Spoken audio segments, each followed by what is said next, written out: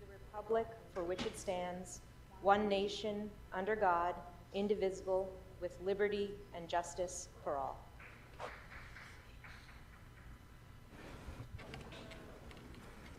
Good morning, my neighbor! All right, Mr. Clerk, let's run through our agenda for today. Yes! Yes, Mr. President. There's a request to hold items 20 and 29 Hello, on the everyone. desk. What up, everybody? All right, without objection. Here we go. It looks next? dead. I thought it would be popular. Items 1 through 11 are items noticed for public hearing. Please note that News didn't show up. Their buddies didn't show up. fiscal year 2025-26 Proposition K assessment is scheduled on Wednesday, June 11, 2025 as agenda item 1. But guess who's there? Mr. Items 2 through Spindler's there. 17 are items for which public hearings have been held. The Housing and Homelessness Committee report for item 16 has been submitted and is available online in council file number 25-0576. Items 18 through 36 are items for which public hearings have not been held. Please note that there is no action required on item 36, inasmuch as the mayor the has first time, approved is the that annual right, Chris? budget for fiscal year 2025-26. Items 37 through 51 are closed session items considered by the Budget and Finance Committee. Item 52 is a closed session item for which a public hearing has not been held. 10 votes are required for consideration. All right, without objection, those items are before us. Members, are there any specials? Specials to my left? All right, specials to my right. Councilmember Rodriguez. Yes, I'd like to call 16 special for comments. 1-6 special for comments. Any other specials? All right. Which items, Mr. Clerk, are available for us to vote on at this time? Mr. President, the council may now vote on items 12 through 17. All right. So Excuse me, sir, that's items 12 through 15 and 17. That stinks. 12 through 15 and 17. Yes, sir. All right, let's open the roll on those items, close the roll, tabulate the vote. 11 ayes. All right, what's next? Mr. President, there is a request to send items 12, 13, and 14 forthwith. All right, without objection, that'll be the order. Are the Marines here? Yes. They are here. Councilmember Hernandez, President, I have an amendment for item number 3. number 3. Yes. Oh, this Mr. Clerk, there's the blimp can that we incited take everybody. The blimp is amendment here, for number everybody. 3? We Good haven't year. voted on that, right? That is correct. Okay. That will be taken after public comment. Okay. And question, were number 29 and 33 already called special for a separate vote? And for clarification, the items that were held on the desk are items 28 and 29 And 16. and 16 as well. Great. I would like to pull item 33 special for a I separate don't have vote. to stare at the blimp all day. Look at this. All right. This was in some of Any the other jewelry specials before we stores last resume? night. And Councilmember Hernandez, you initially mentioned item 29 as well, which was held, but was not held for a separate vote. Did you want that for a separate vote too? Thank you. All right, and our amendment has been seconded and circulated.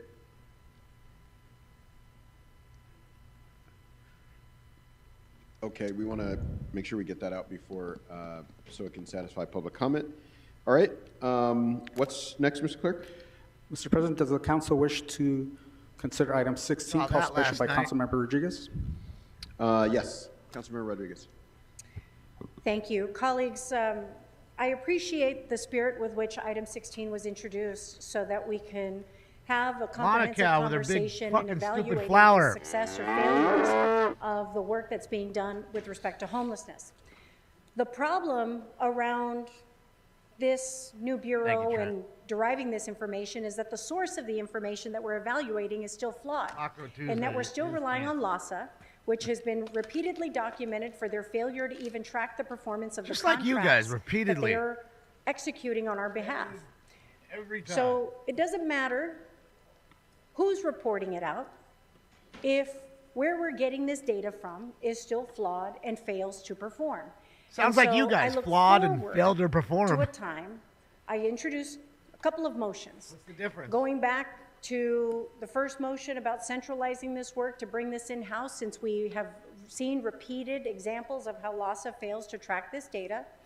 I look forward to the conversation being scheduled to cover I know an impending report coming back where I had requested that the city bring into our own control the outreach contracts and services that are currently maintained and managed by LASA, because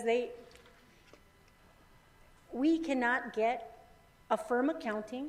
Shut up, It's Meg. been repeatedly demonstrated by some of the reports that have been issued, whistleblower Flower's reports. bigger than her but more face. importantly, even our own funded audit,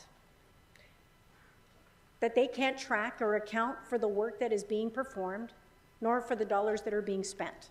And you keep giving it So to them. performance management, performance data sourced with data from an agency that is proven repeatedly that they're incapable of giving us the data really doesn't matter. What are we actually measuring? So I look forward to a time when we can bring this in-house and actually be able to manage directly the outcomes with the taxpayer dollars that we are funding for services that are supposed to be delivered on our streets. So again, this is great, Not as busy as I thought it but would it's be. not really We'll going see. to change anything until we start bringing in these services Probably were in-house and holding managing people directly and back from actually coming getting in. an Who accounting knows? from our own staff, because LASA has continued to prove and be repeatedly Thank you, Tam demonstrated Tam. their failure to give us accurate data, or frankly, withholding data because they don't want to make someone look bad. And who put those And people for in that position? reason, Who gave them the I think money? This is great, but doesn't effectively do anything different. So I You look gave forward to them the the money. conversation being held where we can finally bring in these contracts in-house and directly manage the service providers CDC that workers continue to planning be walkout afforded in chance protest after of chance with RFK taxpayer decision. dollars and still not give us the data or Get the outta performance here. that our constituents deserve. Don't Thank come you. back after you walk out. Thank you CDC. so much. We Seeing don't no need other you for comments on this, anything let's open anyways. the roll on this item. After the Close last roll. 4 years, we Tabulate the learned vote. what you're about, CDC. 15 ayes. All right. Didn't say much. We have for 15 ayes on this. anybody from Councilwoman anything. Rodriguez? You're, okay. Okay. Fuck outta All right. What's next? Mr. President, the council may now proceed to the presentation for prayers and calls for peaceful protests. All right, Calls for everybody. peaceful We, so you're saying it's not peaceful all have then? witnessed and been a part see of what the the news last says about 4 that. days in our city when we heard the first set of disturbances related to raids at a Home Depot Day Labor Center. So that's the in problem. downtown. The raids, last week. not the rioting. The raids. Councilwoman Hernandez showed up to the floor in tears because of what was happening in the district, and that spread throughout the Tell her to city come and the over region here. of I'll Southern wipe those tears California. off We of all my saw cock. What happened this weekend and what happened through as late as last night.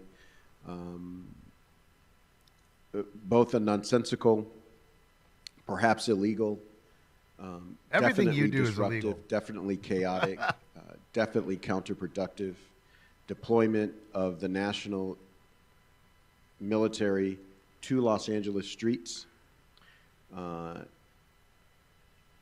against the wishes of our police department, of our mayor, of our governor, and almost everybody else that has Thank you, Lady Red. responsibility for safety in the streets in our city.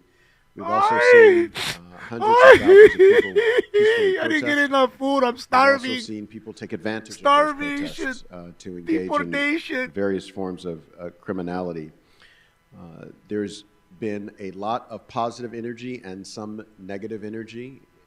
This moment is for us one of those tough moments that we face in our city from time to time. Those of us who've lived here, grown up here, know that we face these moments.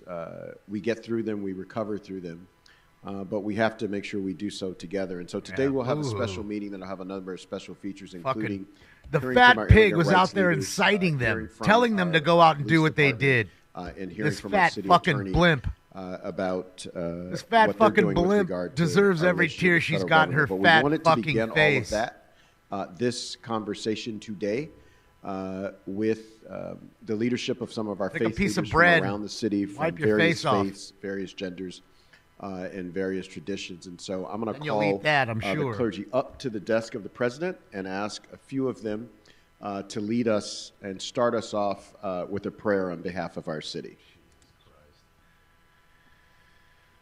Prayers are going to help us, huh? Prayers don't help hooligans that are on your side, your voter base, from stealing shoes and jewelry and everything else they did. Prayers aren't going to help with that. You know what's going to help with that? A community that actually does something for themselves instead of having their fucking hands out and begging every motherfucking goddamn motherfucking day of their existence. Put the hand down. Go to fucking work. And if that ain't enough, get a fucking second job, you lazy cockroach motherfuckers. We seen you last night. You can't hide this shit. You can have these puppets lie for you, but we see you, motherfucker, and we're tired of you.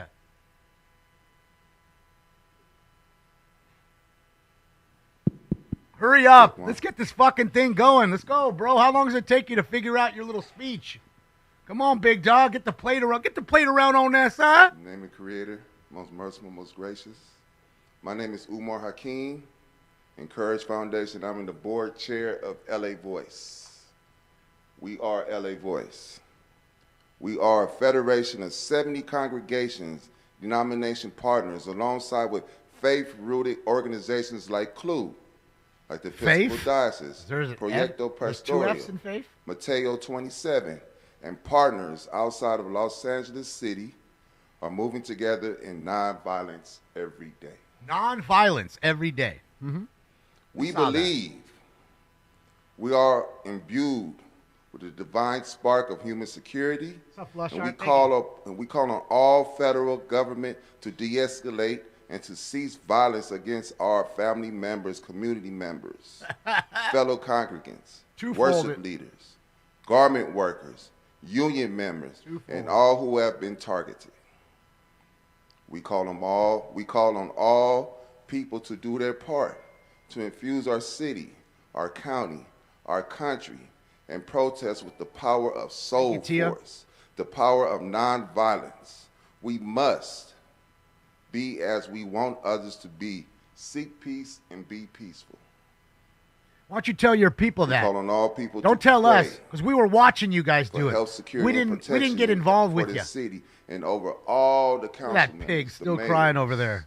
I'm going to give her some bread to wipe her the face. Council members and all staff.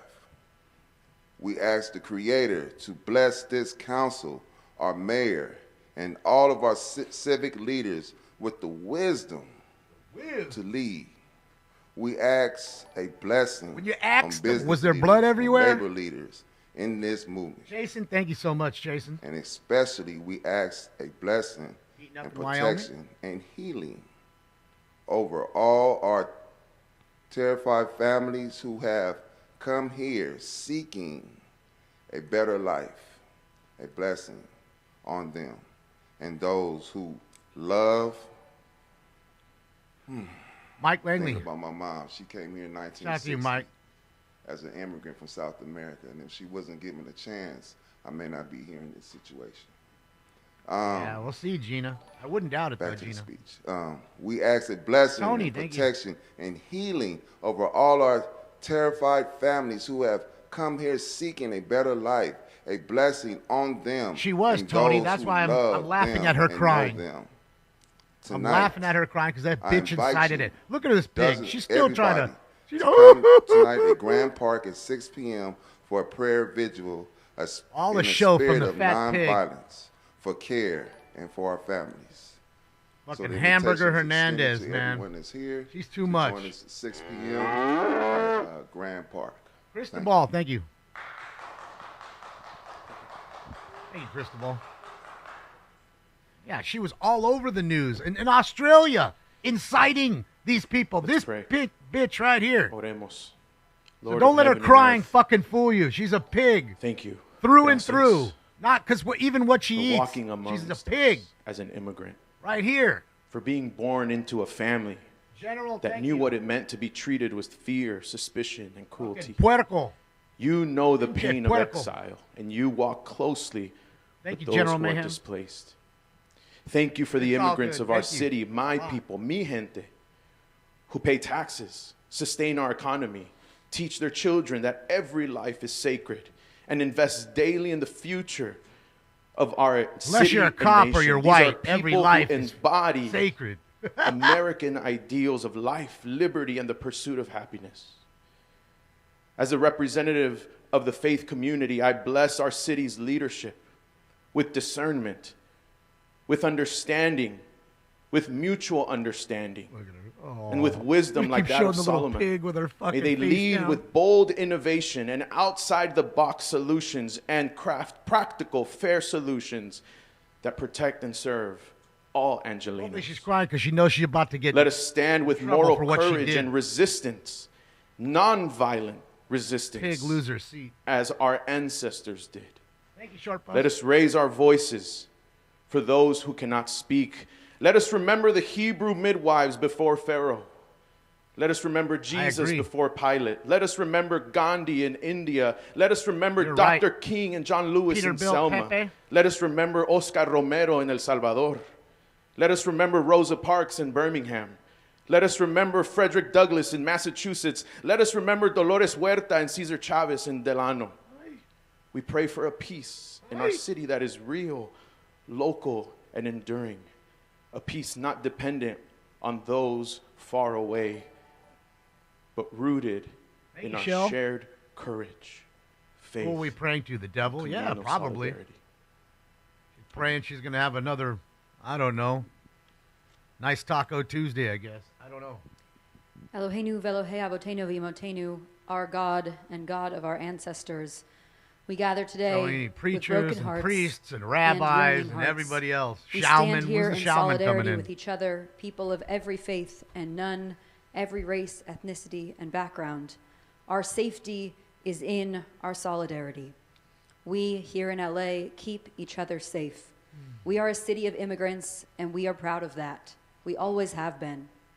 We grieve the removal of our family, friends, neighbors, siblings, community from the depths of our soul. We stand heartbroken, yet hopeful that a different world is possible. We stand strong, yet calm and peaceful. Our traditions have generation of nonviolent protest. They have modeled that for us in this city for as long as can remember. We stand on their shoulders. In our tradition, the stand word on for their back. peace, shalom, shares the same root as the word for whole, shalem. Peace only comes from wholeness. I pray for a whole Los Angeles, a peaceful Los Angeles, a Los Angeles where people can go to work and school and graduation and Home Depot and come home uneventfully, where we continue to honor and uplift. Just to let you know, guys, they're getting a press conference ready, I'm guessing with the mayor and the chief, so when that starts, we'll stop this and listen to them lie to us again and tell you how you're the problem. Amen. How you're the problem, everybody else is the problem, Trump's the problem, everything's the problem but them and their voter base that tore up the city. You didn't see one person with MAGA hats out there last night. Not one. Not one MAGA person. Not one. This is all Democrat scum, just like in this room. Tony Del Monte, thank you so much, Tony. Appreciate you. They don't talk about that. They just tell you everybody Thank you again else to is the the members problem. of the clergy for helping us set the tone for today's Playing XTC, discussion. dear Members, God, we've what? got quite a meaty What is agenda that we will begin with public comment at this time. But know that we will, in addition to the items in our agenda, including a closed session, we will hear from our immigrant rights advocates, Los Angeles Police they're gonna Department, come in and cry? City Attorney. I need more money. I need more regarding money. I don't the, have enough money. I have events too of many this kids. I past, need more weekend. money. So with that, I'll ask the clerk need and more the city attorney money. to prepare us for public comment. Mr. Hurry up President, and get would 'em on council up like to here. recess the regular Let the meeting begging and convene the begin. special meeting, sir? Job for 9, thank you. As long as that takes care of public comment for both meetings. It does not, sir.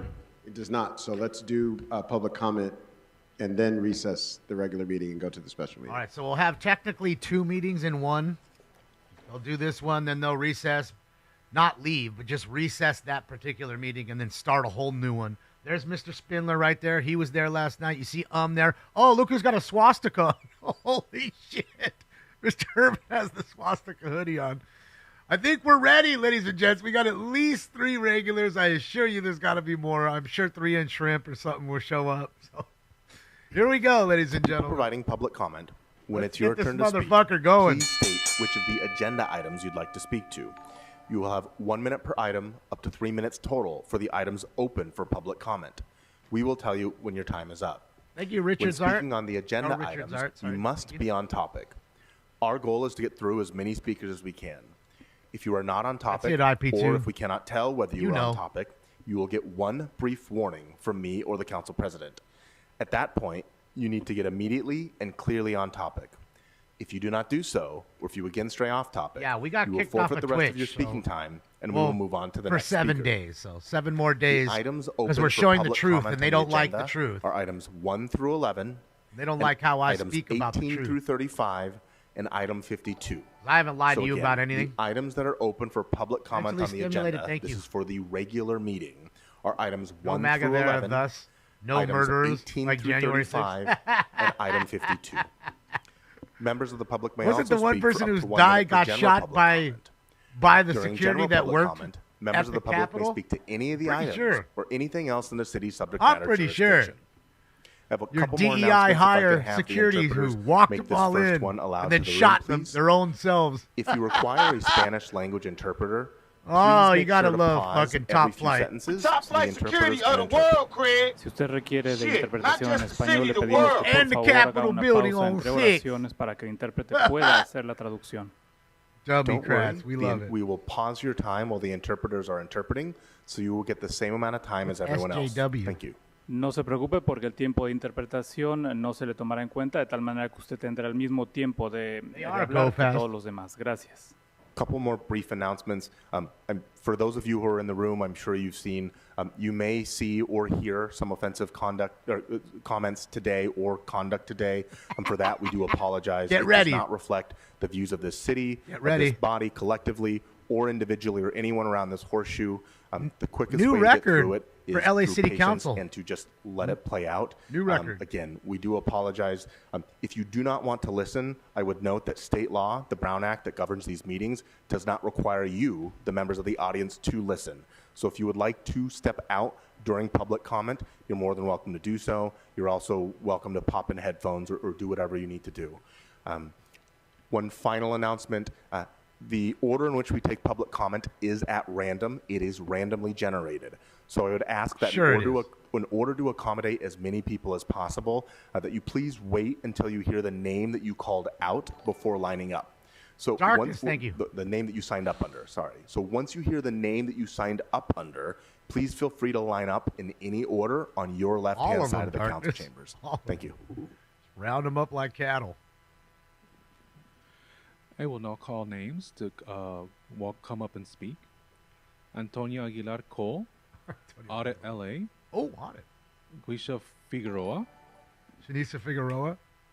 Oh, look at him go. Look at him go. He signed up as Audit LA. Status quo, thank you. Thank you, Status. Bro, did he sign up as an Audit LA? He did.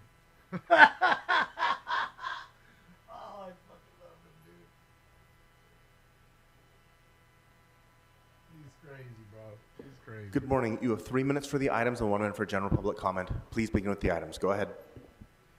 I'd like to speak on all motherfucking items. Your discretion is and advised. report to the business of the city Where do you council. get that from, Kanye? In my Is that from Kanye? re-election for Wayne Spindler for council Great. district. This is not on the agenda. This is your first and only What are them warning. Kanye Stick to sweaters? the agenda items All for the right, first 3 minutes, motherfucker, or let's I'm get going to into move you to general public Proposition comment. K here.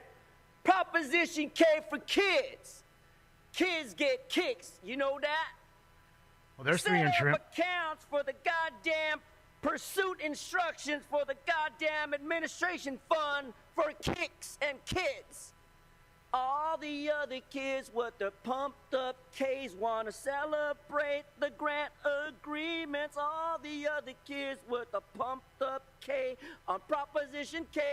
Am I on topic, dickhead? Now You are, I'm but you're at outside risk of being repetitive, so please Item continue. number 3, hearing comments relative to the application for more alcohol, more consumption, Lone Ranger, thank you. and more lawlessness, more terrorism, more looting, and all this graffiti art that we must thank the mayor for, everybody. Let's get an applause from Smoke and Scan. Let's get an applause from LA Times in the report about how alcohol can affect the mental health and the ability of one black motherfucker here like me to speak about item number 3 for alcohol. Thank you, Your Honor.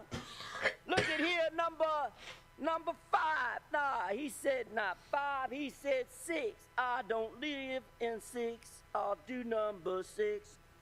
Oh, item number 9, CD 14.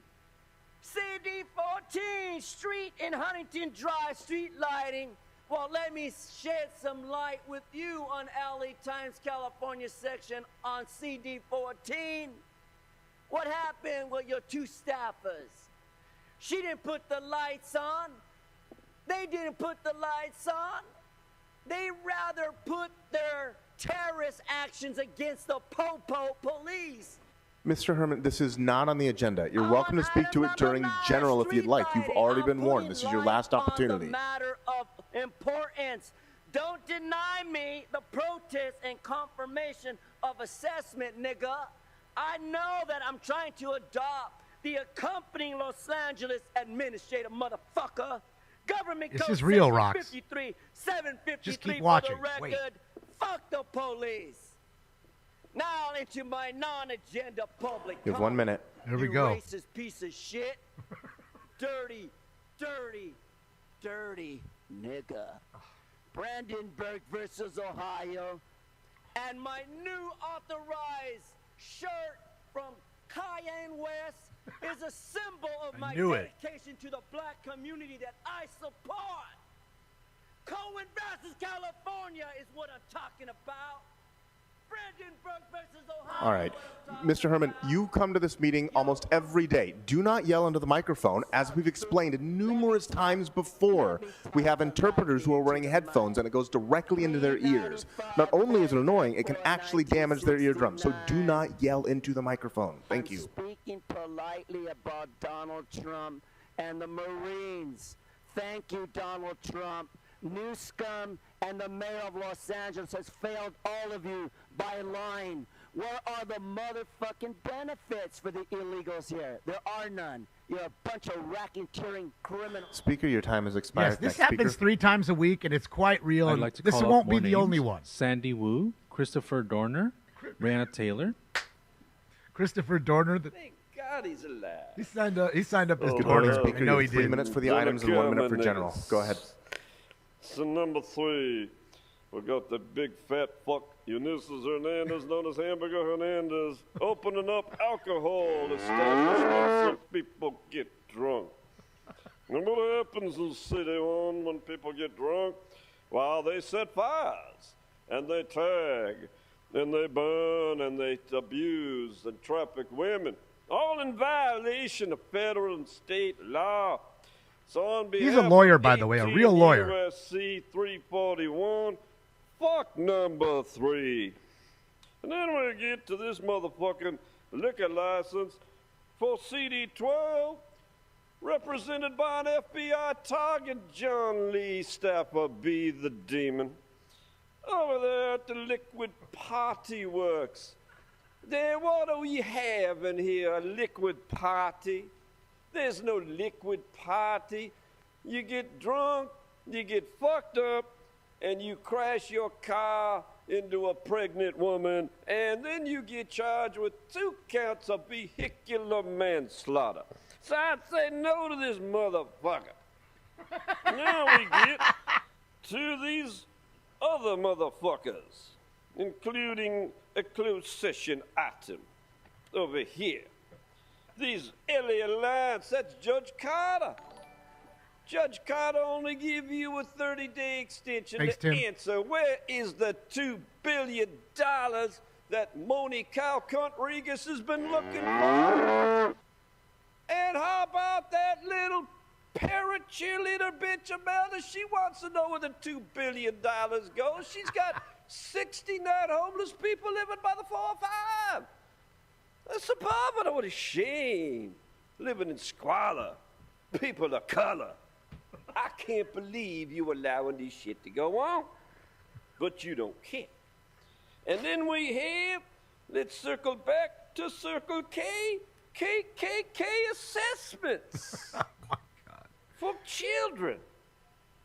The children whose parents are being removed. The children who being trafficked by Ulysses Pure Hernandez Aqua, and pure. sent over to that demon over there, Karen Price, to be trafficked on Figueroa at 77th, known as the Peace Treaty. Located where? How can you allow this to go on? How can you allow children to be abused and pay tax money for it? How in the world can Ulysses Hernandez be stuffing her face during these crisis times? But that's what she's doing right now. Not on the agenda. See, Stick that to the pig's agenda busy items, we'll move to eating general right public now. comment. Then we get the Stuffing her CD10, face the while she's unelected crying. cunt hunt, known as the cunt hunt, South Carolina. general public now comment. We get to the general. Now, 2 staffers were arrested, so now we have them working for her father. Her father works for the city controller. So how come we're paying terrorists, Bob, for our city tax dollars to undermine public safety, in addition to the deputy mayor who was indicted?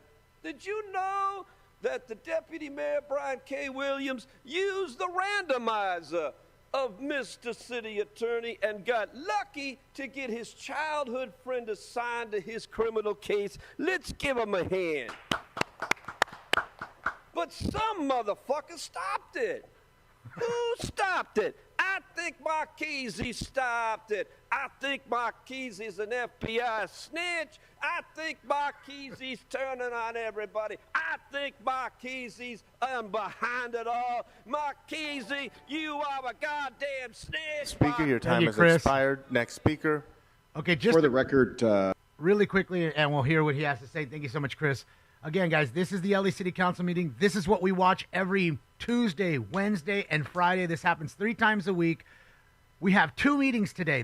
Everybody you just watched, Swastika Guy, this dude, they're all coming back to speak again in the same meeting, so stay tuned.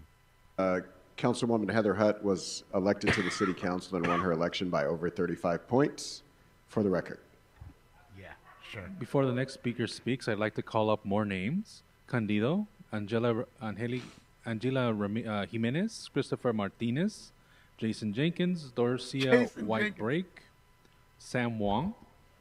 Good morning, Speaker. You have 3 minutes for the items and 1 minute for general public comment. Please begin with the items. Go ahead. What's up, my homie? What's up, dog? Let's start with item number 3. It's about the alcohol consumption in the Council District 1. I'm not surprised that Council District 1, under the leadership of Hernandez, has the #1 DUI in the city. I am not surprised that she continued to advocate the alcohol use in some sort of Telegram ballroom, ballroom that where people, kids, young teenagers or whatever kids hang out on a regular basis. She continued to advocate use of alcohol with underage children. There's no surprise that so many people get killed by the DUI driver because our council member Hernandez continue to encourage either you are a teenager, either you are a kid, if you're an adult, continue to use alcohol instead of saying, hey, let's you consume alcohol a little bit less. Now let's move on to item number 28.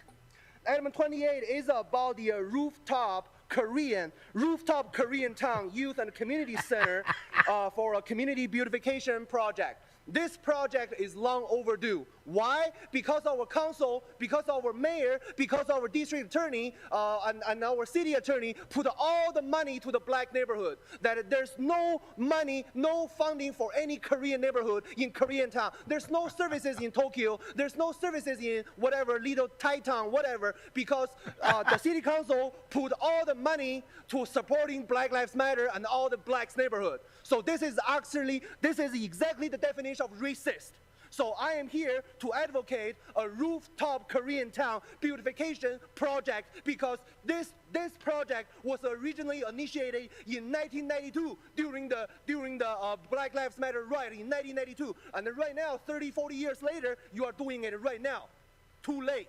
Now let's move on to item number 53, which is your favorite city attorney. It's about federal immigration. So item number 53 is not currently open for public comment. This is wearing the a MAGA regular hat, of meeting, course so he's please saying. stick to the agenda items. All right. right, no surprise, no surprise. Now let's move on to talking about the street lighting. There are several issues on the agenda item talking about street lighting. And then again, I spoke with Sergeant Duarte numerous times that so many streets on numerous council District 1 that they don't really have a functioning street lighting in the late night. So there's no surprise that some people get run over. There's no surprise, a dog get run over. There's no surprise that a police run over someone or someone run over the police. There's no surprise because you cannot even put the street light on, City Attorney. Thank you very much, Council President. Continue to Black Lives Matter. Tell me that how does your Black Lives Matter light up your street? Now, let's move on to a general talking about your federal immigration. Yes, I am here to advocate all the Korean community. We stand on the rooftop in 1992. We stand on the rooftop in 2020. And then right now, we are going to stand on rooftop on 2025. We're going to defend our home. We're going to defend our business. We're going to defend our LAPD. We're going to defend all of our federal law enforcement officers. So my grandfather did that on the rooftop. My father did it on the rooftop. And I'm going to do that on the rooftop. And my kids, my future generation of 3-inch shrimp will do that on the rooftop. So we are not tolerated all of the looter, rioter, and all of your Black Lives Matter nonsense. If you cannot protect me, I will protect myself. If LAPD doesn't care about my safety, I will take care of myself. So all of the rooftop Korea, we are here. We are here. We never leave. We are here, rooftop. Shout out to the rooftop Koreans. Before the next speaker speaks, I'd like to call up four names. Brian K. Williams, Jay Attorney, Manny Diaz, BLK Jesus, Estuardo Mazariegos, Eloriaga, John Orqueza, Andrew Gravener. Everybody you see gets to come again. And again, under over. Which items under would you over like to speak to? 2. Under over is 2 for the Under over 2. Put it in the chat. Good morning. I need an interpreter, please. Buenos días a todos. Vengo aquí como, perdón, mi nombre es Angelina Jiménez, pertenezco al Distrito 8 y vengo aquí para apoyar a los inquilinos. Jiménez. I belong to District 8 y I'm here to support the Angelinos. Estoy de acuerdo con el 3%. I agree with 3%. Y vengo aquí no a hablarle al presidente Macuis, sino vengo a hablarle aquí y pedirle de favor a mi concejal del Distrito 8. I'm not here to talk to the President Macuis, but I'm here to talk to my council member. Que por favor nos apoye. No quiero ver más familias en la calle. Please support us. I don't want to see any more families on the street. Si yo con una casita que tengo para rentar, estoy tratando de apoyar a los inquilinos, ayudarlos en lo más que puedo. Myself, with a little house that I have and trying to help the tenants with, as much as I can. No entiendo cómo los demás que tienen un poco más que yo no lo puedan hacer. I don't understand how many others that have a little bit more than myself cannot do that. I hate to pause it live, but hold on a second. Idiots Live. Mayor Bass to speak after largely peaceful protests. Largely peaceful protests is what they're saying on the news. God, they're just such liars, dude. How do people tell me, oh, but they're talking, they're telling you. Hold on, guys. Come on. Work. That is usually how we hear about a raid taking place. As far as we know, there might be one rally today, but we don't believe there's going to be a series of them, and we don't have a lot of information about that one rally. I do want to say that at 6 o'clock tonight, though, there will be an interfaith prayer vigil, of which I will be honored to attend, and it will be at 6 o'clock, calling for peace, calling for unity, calling for supporting immigrant Angelinos. We're going to go back to the live in a second. So let me just say now, commenting about last night, the violence we saw last night, there is just no way to view it as unacceptable. So I do not believe that individuals that commit vandalism and violence in our city really are in support of immigrants. They have another agenda. If you support immigrants and the rights of immigrants to be in our city, you would not be tearing the city apart or vandalizing it. And I do want to say, especially for our national audiences, that those of us in Los Angeles understand that the unrest that has happened, look at all the weed. Oh, they fell. A few blocks within the downtown area. It is not all of downtown, and it is not all of the city. Unfortunately, the visuals make it seem as though our entire city is in flames, and it is not the case at all. And I think it's important to say that. Now, having said that, though, the violence and the damage is unacceptable. It is not going to be tolerated, and individuals will be arrested and prosecuted to the full extent of the law. And no individual that is involved in vandalism should think because they went home that night that they're off scot-free, because investigations will take place, and I am assured by the police department that there will be follow-up and arrests. The extensive vandalism downtown, especially of the graffiti that is just blanketing a number of blocks, has been extensive. We are 1 year away from the World Cup. This is about beautifying our city and bringing our city together. Hopefully they and so I am calling on business leaders, community leaders, faith leaders to come together downtown in the next few days to talk about how we are going to clean up the city. Obviously, the city workers are already out there. Her voter base is mess. But this is so extensive, it's going to take It's your cockroach fan base, bitch. We should pay for it launched a out of your program own called pocket. Shine LA a couple of months ago in preparation for the World Cup, and now we are called on to direct that citywide. We need people from all over the city to come to downtown and to help with this effort. The staff, the mayoral staff standing behind me, represent the best of our organizers and community liaisons, and they will be leading that effort. I do want to go back and say that, just go back in time a minute. On Thursday of last week, Los Angeles was peaceful. There was nothing going on here that warranted the federal intervention that took place the very next day.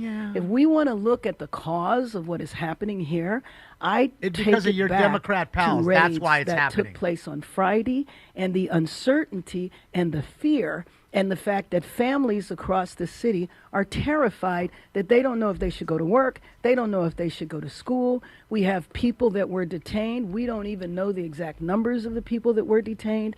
We have people that have not had contact with legal representation, nor have they even had contact with their families. And so there is an awful lot of concern.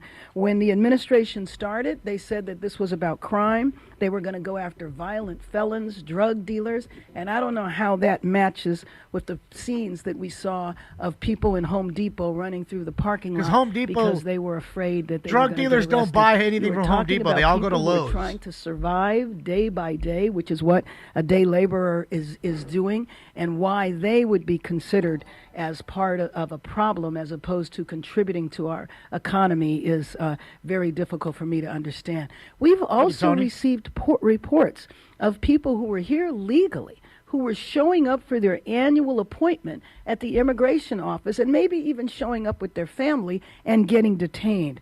This is just absolutely unnecessary. People have asked me, what are the Marines going to do when they get here? That's a good question. I have no idea.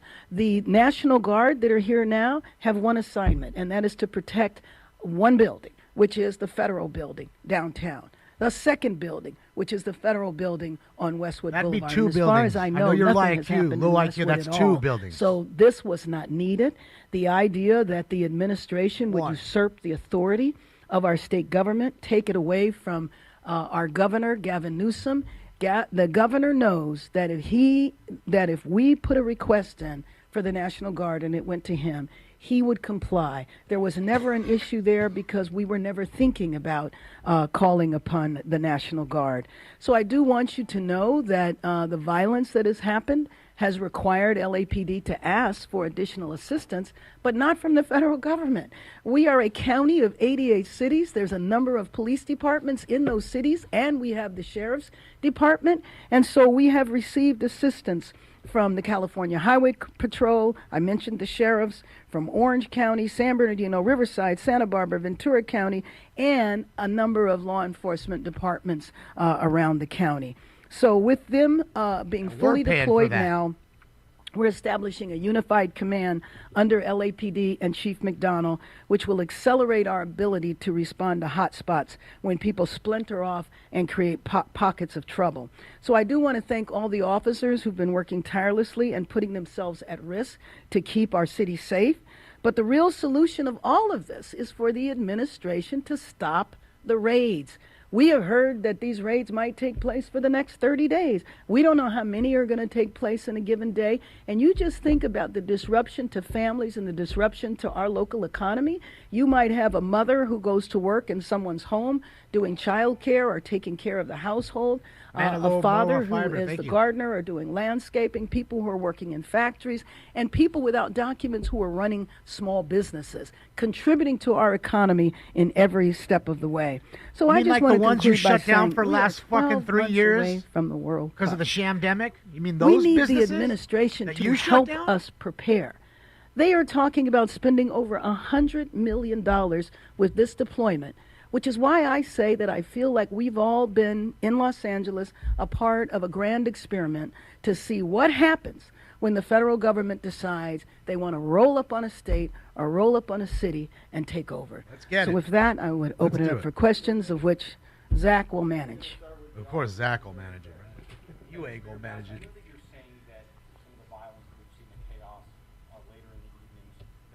Communism 101 for sure. Bell.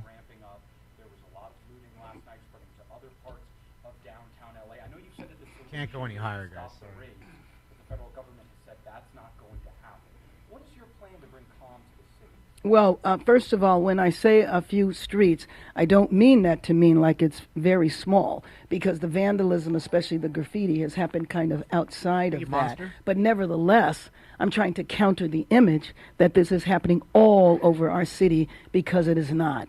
And so we do want law enforcement to respond aggressively. Yeah, zero accountability. Anybody that is out Zero. committing crimes are not doing it in solidarity with immigrants. They are doing the exact opposite. So we have to enforce the law here. I'm going to continue advocating with the federal government, though, to see how disruptive this is. But there needs to Cut be and paste, a call right? that says this is unacceptable, and if you engage in this behavior, you will be prosecuted. Now, we're looking at things like curfews. We're looking at other aggressive Dawn response that we can have in case this violence breaks out again. Mahoney, thank you.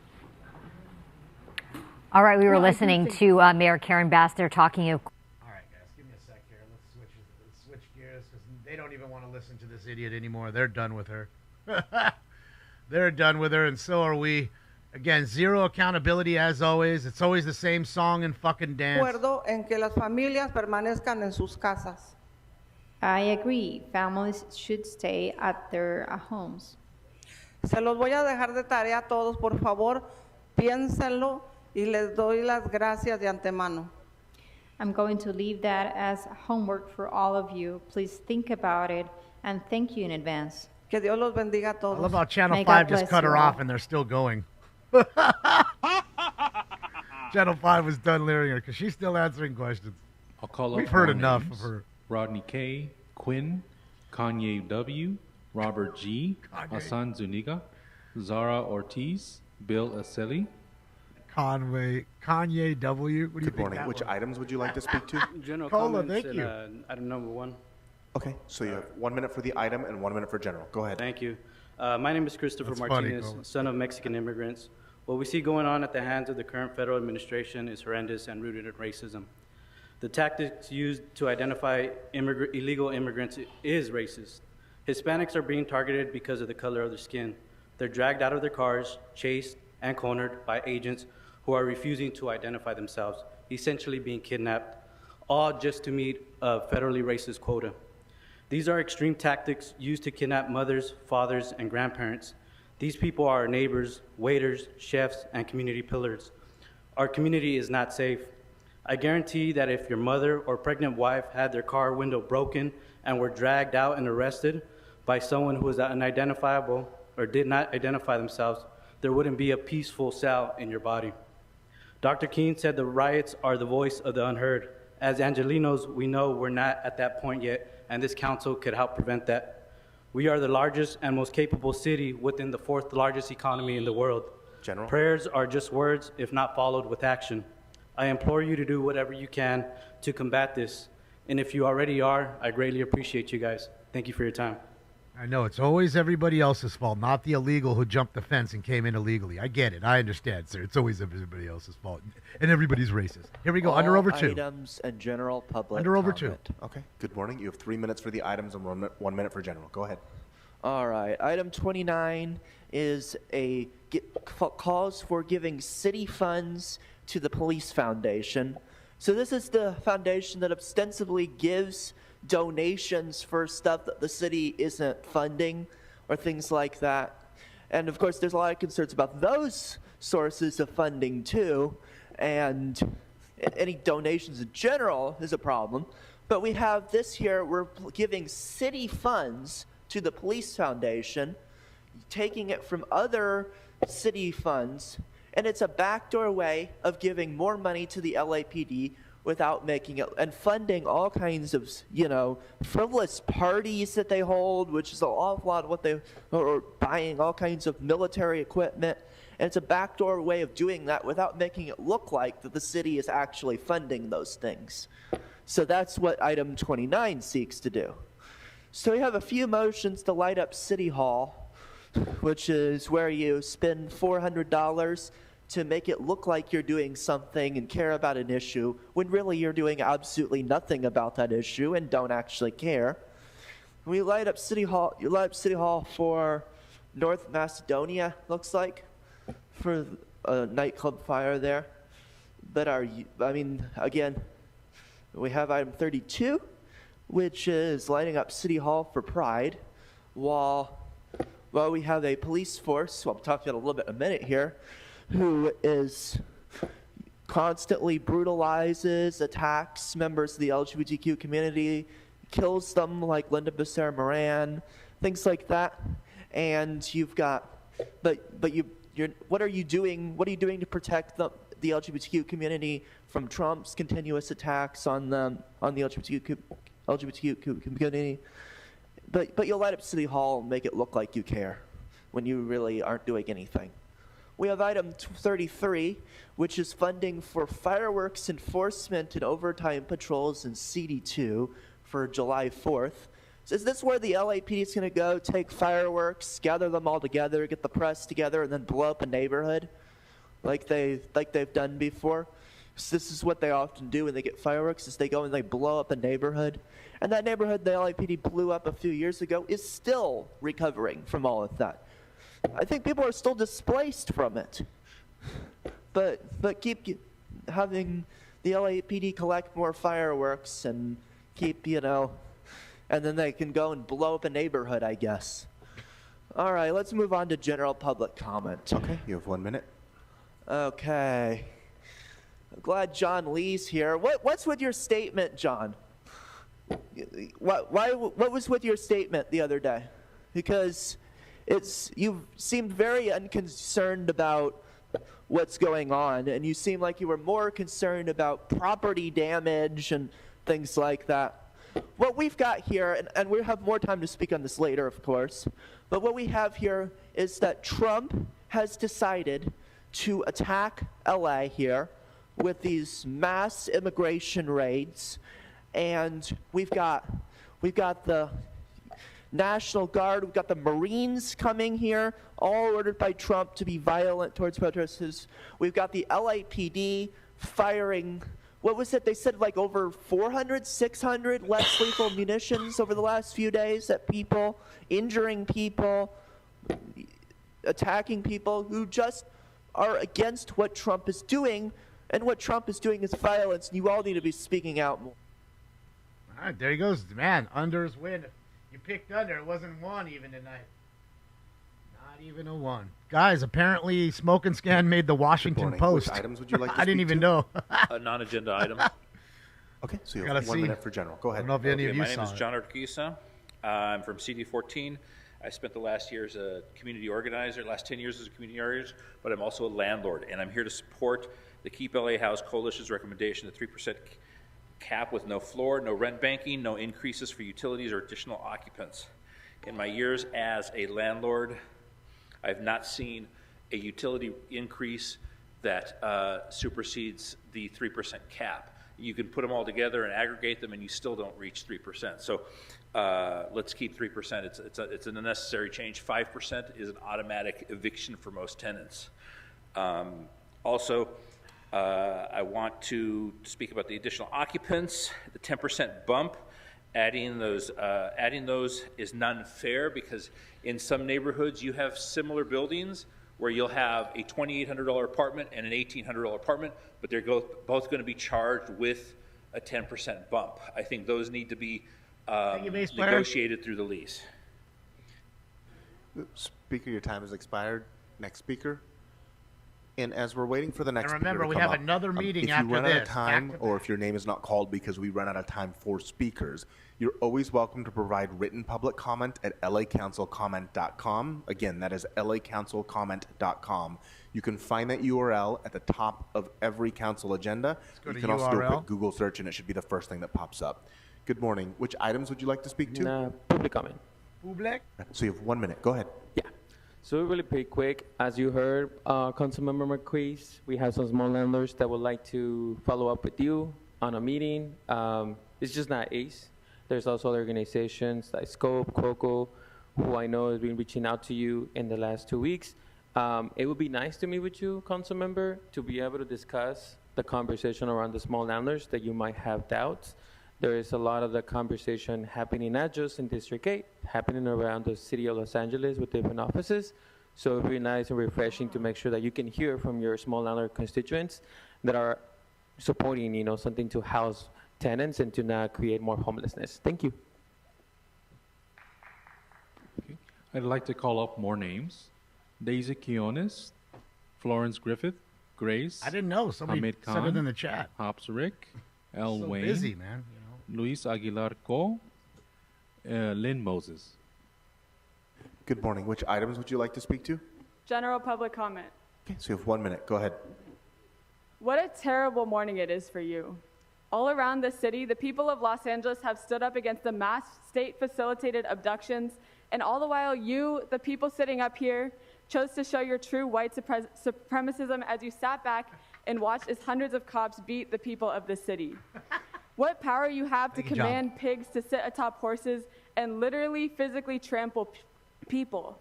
This city is defending itself against the vile ways you have been collaborating with ICE and immigration enforcement, while your stance has been to double down on behalf of ICE and fire thousands of rubber bullets at the people defending themselves. This is your violence in the streets, but it is underscored by your violence that happens at all hours of every day. While you sit up there talking about a sanctuary city, you greenlight the programs that facilitate mass deportations without you even having to lift a finger. Your automatic license plate readers, fusion centers, and real-time crime centers allow people to be tracked, surveilled, and hunted so that you can focus instead on hiding the violence of the pigs on the street. Commie. You're the commie pig. If anybody's a pig, it's you, you commie puppet pig. Take your fucking mask, you rest of your Democrat starter kit, and go the Which fuck items home. would you like to speak to? Number 3. You lost, bitch. one Wait minute another for that. fucking Go ahead. 3.5 Great. years. Good morning. My name is Manny Diaz. Your I'm here next to loser speak in that they're favor gonna of the run. public convenience and necessity letter for Type 90 alcoholic beverage control Deborah, license thank you. at the Terragon Ballroom. The Terragon Ballroom has been operating Thank as you, a Deborah music Kay. venue at this location since 2014, and that year the planning department approved their CUB request and again approved their subsequent request in 2019. These processes involved extensive reviews of security plans and noise mitigation strategies and involved a great deal of community outreach. I'll also note that the 2 conditional use permit requests received support from the local neighborhood council. As part of the ABC requirement for this license, the applicants noticed every resident within 500 feet. I agree, put Baron. in a poster up on the window for 30 days, and This there was no stuff ain't comments or helping 'em either. opposition made to the ABC for this request. It's important to note that no additional licenses will be added to the neighborhood as a result of this approval. The operations will remain unchanged. It's He's just there, a Eitan. procedural requirement for the late. PCN because the state legislature hasn't carved out an Told us exception that was for a Kanye's PCN hoodies. letter Where he for got that it from? license. From Kanye West. Thank you. From the Kanye West line. He's on this side. That's why. He's on the other side. And that's why they switched the camera, because he's over there going crazy. And That's why you see him flipping the camera left Good to morning. right. Which items would you like to speak to? Hi, this is General Comment. Okay, so you have 1 minute. Go ahead. My name is Daisy Quinones. I reside in CD1. Sunday at approximately 2:45 p.m., we Latinos gathered to exercise our First Amendment rights. The LAPD pushed on us to leave. They claimed an incitement on us. They popped rubber bullets and tear gas and got aggressive and violent. Law enforcement and the mayor lie. They do. And they say we, the people, particularly brown people, are inciting violence. That's a lie, ladies and gentlemen. Thank you, Lane. You are in this position, all of you, to speak up for us and stop this ongoing oppression.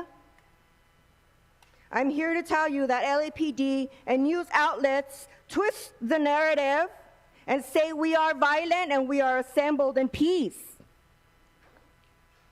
We are seeing the discrimination with our own very eyes, and we're not dumb. Do something for us. Stand up for us. Thank Speaker, you. your time has Nubbins, expired. I was Next kicked speaker. off of Twitch for 7 days Before the for next speaker showing and speaks, I'd like talking to about call the up more truth. names. M. Rooftop, Veronica Huerta, Sister Estrella, Magan, Red Chief, Matios.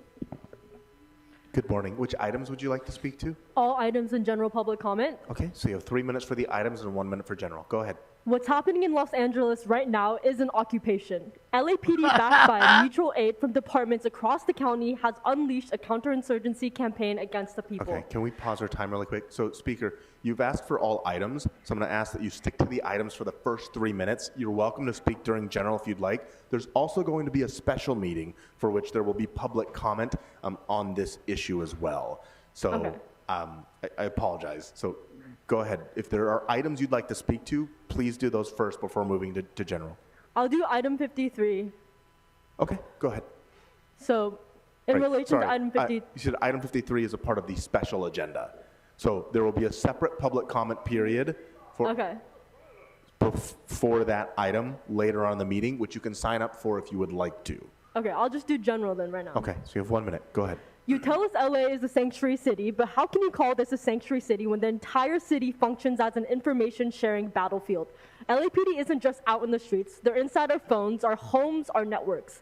They collect field interview cards filled with gang labels and birthplaces, stream live body cam footage and street camera feeds, harvest phones contents with Cellbrite, and track our every movements through ALPRs. All of this feeds into a violent data infrastructure, COPLink, JDIC, NCIC, JRIC, designed to criminalize and cage. Every pixel captured, every record uploaded, every data point analyzed is a weapon. Surveillance is not passive, it is preemptive violence. It builds the case for raids, it builds a map for ICE, and all of you, every single one of you has funded this. You approved the contracts, you voted for the grants, and you rubber-stamped expansion. You're complicit in the construction of a carceral death machine, and every minute you let it run, you're helping disappear our people. You're not neutral, you're not victims of lack of oversight, you're perpetrators of state violence. And as we're waiting for the next speaker to come up, just as a general announcement to the public, so the reason why we have to monitor the time is we have to give everybody roughly the same amount of time. That is a Brown Act requirement. So if you are here to speak about an agenda item, we're going to try and keep you closely on that agenda item. If we give anybody additional time, that means we have to give everyone additional time. And we've seen the first few speakers that we've had. So, And yes, good morning. we don't Which like items would them. you like to speak to? I'm going to speak on all items, but start with general comments. So just to be consistent with the rules, I'm going to ask that you stick with the items first, and then you can move to general if you'd like. So you have 3 minutes you, for the Richard. items and 1 minute for general. Go ahead. Well, first of all, I want to say that this lecture about being violent is just completely performative. People are never violent. It's the state that is violent. You legislate violence, you fund violence, you operationalize violence, and you enforce violence. So, I'll speak my general Speaker, comment. okay. All right, just cut the rest of the shit. I'll speak on a general Okay, so you comment. have 1 minute for yeah, general I'll public speak comment. for 1 minute. Because as you're looking at these counterinsurgency operations on the street, what people are not seeing is a 24/7 information sharing environment that is completely completely a false sanctuary city. Shame on the nonprofits, shame on the complicity of the city council for giving the people of Los Angeles false assurances. LAPD on the regular acts as an information gatherer, tracker for DHS, ICE, and FBI. LAPD shares real-time data with federal agencies through fusion centers and joint regional intelligence centers. LAPD arbitrarily labels immigrants as gang-affiliated, which then becomes a basis for federal authorities to detain, banish, and torture them. LAPD reports on individuals through suspicious activity reporting program, DHS Homeland Security Information Network mobile apps. LAPD participates with federal agencies on a wide range of multi-agency task forces, sharing information and resources that can result in collateral arrest. LAPD acts as an alert for DHS and ICE by sending fingerprints of every person through record management systems, through real-time crime Speaker, centers, your time through has license expired. plate readers, Next through speaker. social media. So, Speaker, your time has expired. You are now disrupting this meeting. We can appreciate what you're saying. There will be an opportunity. Speaker, this is your first and only warning. Please do not continue to disrupt this meeting. We have other speakers who have signed up and are waiting. I need you to vacate the podium. There will be another opportunity during the special meeting. His face says it all. Speaker, this is your second warning. Please do not continue to disrupt this meeting.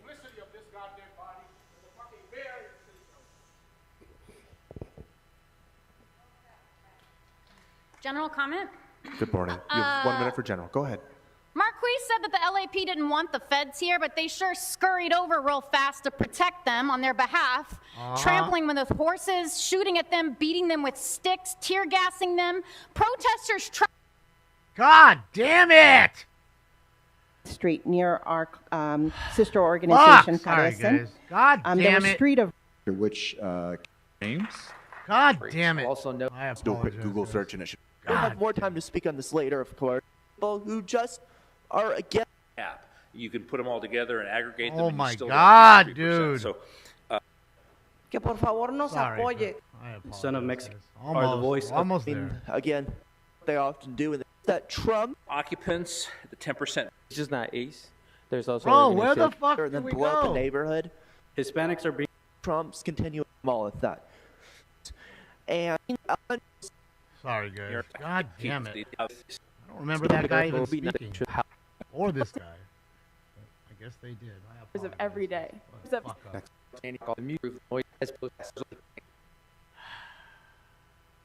Damn it, man. We Latinos gather to exercise the First Did Amendment she rights. speak? The LAPD pushed on us God to leave. damn it. They claimed an incitement on us.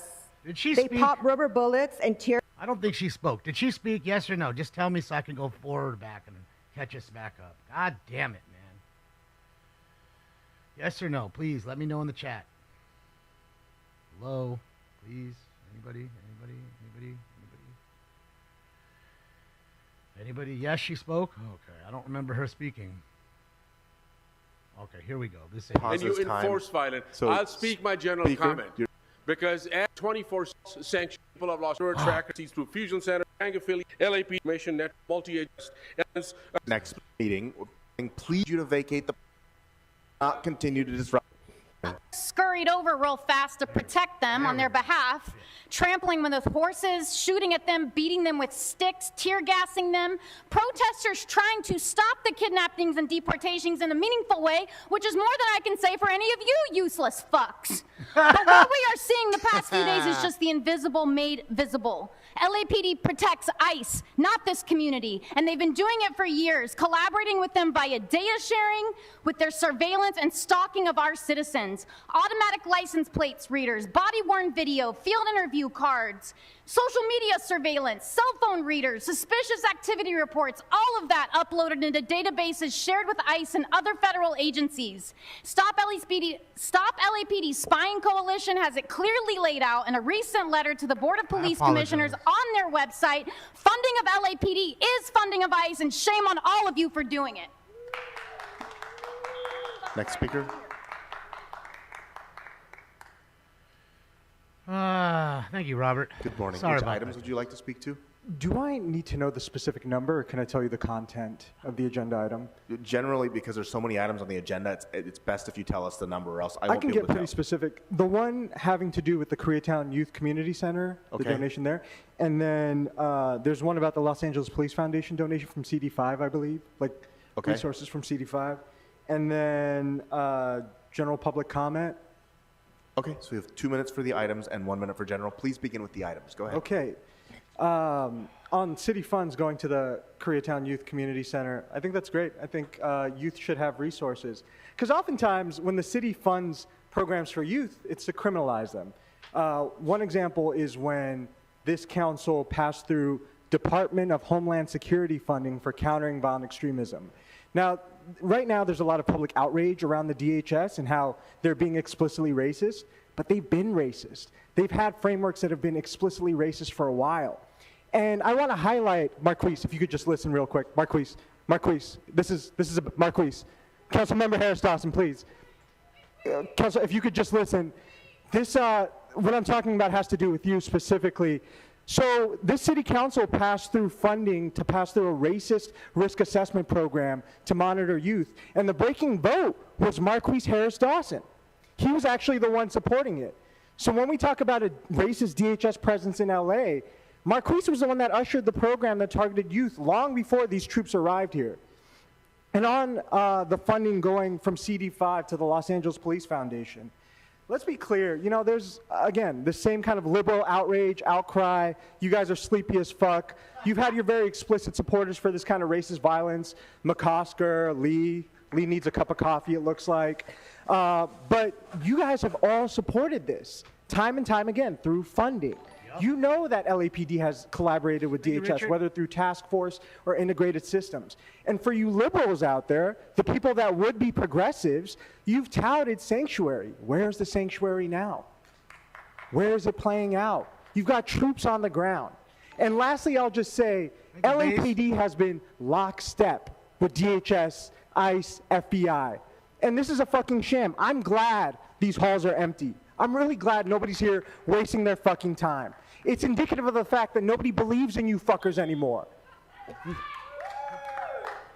dummies keep voting for them. How do you think they're there? Dummies like you who vote for them. All right, that closes public comment. I'll ask that All right, folks, now remember, we're going to have a second public comment. In the back who, after we continues stop to this shout meeting. out, They're going to a special meeting.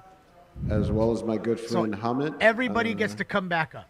Who is leaving.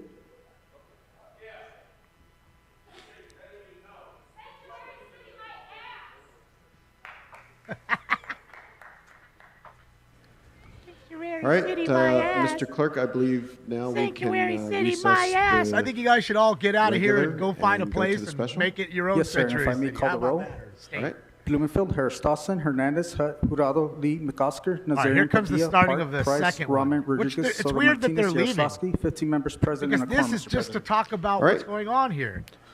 Our first order of business will be, and again, members, we will hear from in this order, our immigrant rights advocate, the Los Angeles Police Department, and Why our would they Los Angeles leave City Attorney. So I will now? call to the center table for testimony the leader Everybody. of the Coalition for Humane Immigrant Rights Los Angeles, one of the leading immigrant rights organizations. And I should note for the record, there are several immigrant rights organizations Yeah, I got to in, read it. I in didn't the even know, city. Westo.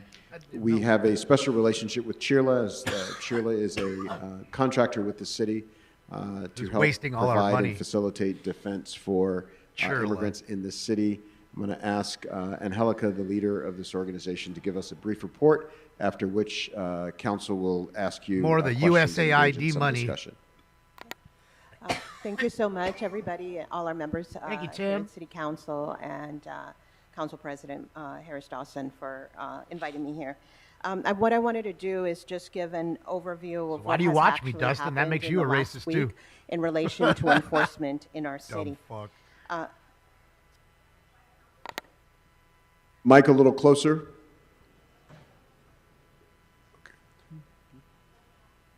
Okay. Okay. Should I continue? Yes? Okay. So I wanted to give an overview of all the enforcement activity that has happened That's right, in the Disco. city of Los Angeles in the last Probably. week. We have two different operations happening at the same time. So the first one that I want to talk to you about is Los Angeles Federal Immigration Building Enforcement. This has started on approximately May 23rd, but it's ongoing. This is enforcement that is happening at ICE check-ins, USCIS interviews, asylum hearings, and other immigration matters. Enforcement is not just individual, with the individual who has the immigration matter, but of other individuals who are accompanying the applicant, and that includes family members and even children. Detention capacity has been reached. We have attorney testimonies of their clients being detained even at the Roybal Federal Building instead of the Metropolitan. One second, it's me, Angelica. Sorry. Colleagues around the horseshoe, please, blimp. it's really hard to hear. Can we just take a moment so we can hear it clearly, please? They ain't paying Yeah, attention. we can take a mean they're- moment and mean they're not there's a listening? lot of running and jumping around. It looks like some people are doing somersaults in the pews. I'll just ask our sergeants if they can monitor that behavior and make sure we can hear clearly from the Because the somersaults are witness so today. loud. Okay. I will continue. The So blimp the wants to enforcement is happening in ICE check-ins and USCIS interviews, asylum hearings, etc. Detaining not just the applicant, but their family members, including children, who are then being detained alongside their families. We have several cases of individuals where children have been actually deported with their parents. Attorneys have went in to investigate and provide legal counsel to these individuals, and what we unfortunately were denied access. So then beginning on Friday, June 6th, what we saw was warrantless arrests and mass racial profiling. We received a tip from a national newspaper that DHS had alerted them to massive raids in the city of Los Angeles.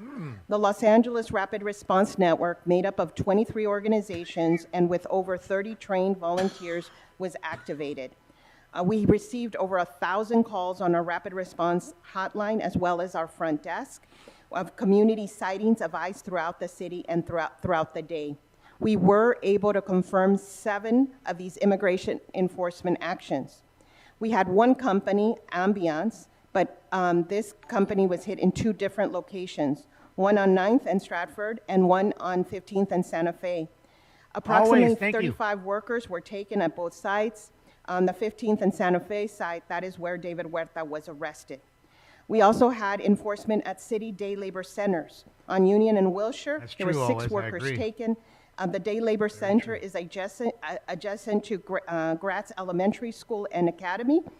While the raid was happening, there was actually a graduation. Skywalker, I'm not going to wear that. And the school had to go into lockdown.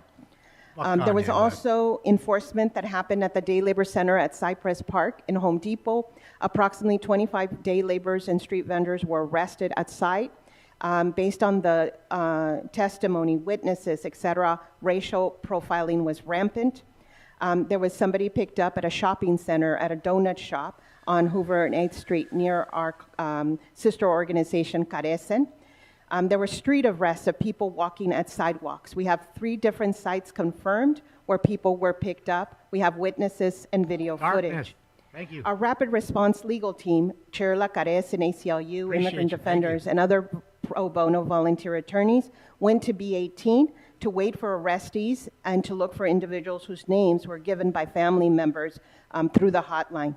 No access was given to attorneys or family members of those detained, either of those who were detained in the courtrooms or in the federal building or those in the street raids. Attorneys were told to return at 8 a.m. on Saturday. On Saturday, June 7th at 8 a.m., the Rapid Response Legal team arrived with family members to see these detainees. No legal access was granted. Congress members Jimmy Gomez, Lou Correa, Norma Torres, and Luz Rivas accompanied our attorneys to inspect the detention center, given the reports of overflow conditions and no access to water, etc. Again, no access granted. We, however, witnessed federal agents shuttling detainees into vans in the parking lot and witnessed over 9 vans leaving the detainees from the site. I deployed an organizer to the Adelanto Detention Processing Center to see if they were sent there. We were not talked to. We were not given where they were going to go. But the organizing confirmed that 13 vans did arrive from Los Angeles and California, and an employee stated that many more were to come. On Saturday, we received over 2,000 calls on our hotline and our front desk of sightings of immigration. Many of them came from Paramount, California. So approximately at 9 a.m., we began receiving reports of raids in Paramount, California. Legal observers were sent to the site, and the presence of federal immigration agents were confirmed. Assembly member Solache confirmed to me that he could see approximately 50 agents on site. Congress member Nanette Barragan's district staff was also present throughout the day. During our conversations, I could hear the tear gas bangs of being sent to the point that we had to cut communication. I can't even read the own article. Fucking Washington Post. We confirmed it was a staging area for more enforcement throughout the region. Federal agents created checkpoints.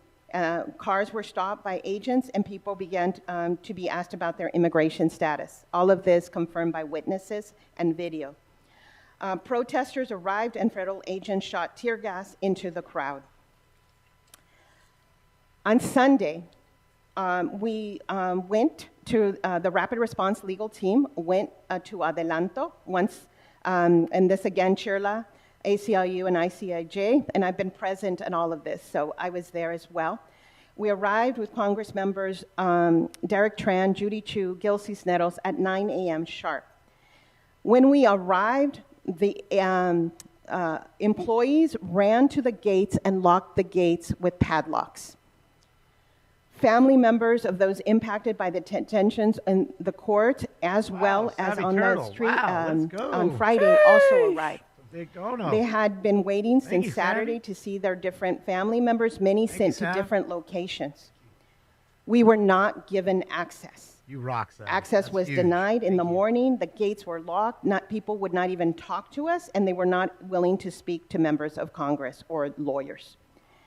At approximately 1 o'clock, we finally had a confirmation as we left, because we left around 12:30, that one lawyer was allowed, but inside the waiting area, waited 4 hours to see one single client. We also got a report of a family member of whose father was detained in the Ambiance location.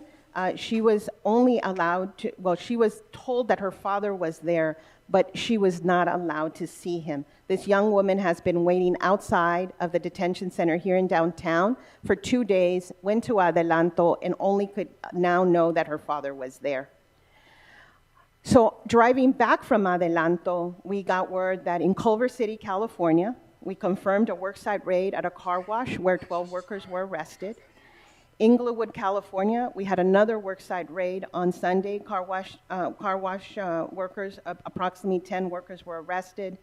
Sightings in Pasadena, which we then later confirmed was a place of lodging for the federal agents. And so that was Sunday. On Monday, yesterday, we have confirmation of, at Huntington Park in Home Depot, 7 people arrested, day laborers. In Cerritos, next to a community college, the Cerrito Community College had to go on lockdown. In Whittier, we had the library, the public library in City Hall, where agents were present, a car wash, worksite raid, and then since some workers actually ran from the site, immigration authorities roamed the neighborhood looking for these workers and knocking on doors. We had a worksite raid in Santa Monica in a nursing home where workers were also taken. Then outside of our county, we had confirmation of Westminster worksite where roofers were taken off the roof. Also activity in Santa Ana, California. Attorneys, again, traveled to Adelanto and Desert View detention facilities. They were only able to see, once again, one person, so I want you to understand 2 people have yet to be seen. Hundreds have been picked up, 2 people have been seen. The detention staff stated that they were at low capacity for attorney visits, even though no attorneys came out. They were able to confirm 17 people on a list that we had, but nothing more. Immigrant defenders were told that detainees were not allowed to make calls on Saturday or Sunday because of internet issues. They stated that they have so many people that they are not done processing the people, and that many people are actually in holding areas with no bed assignments. That means that they're sleeping on the floors. We have reports of family members that state that they're being coerced into signing their voluntary departure notices, waiving their rights. If they don't sign them, they were going to be fined $5,000.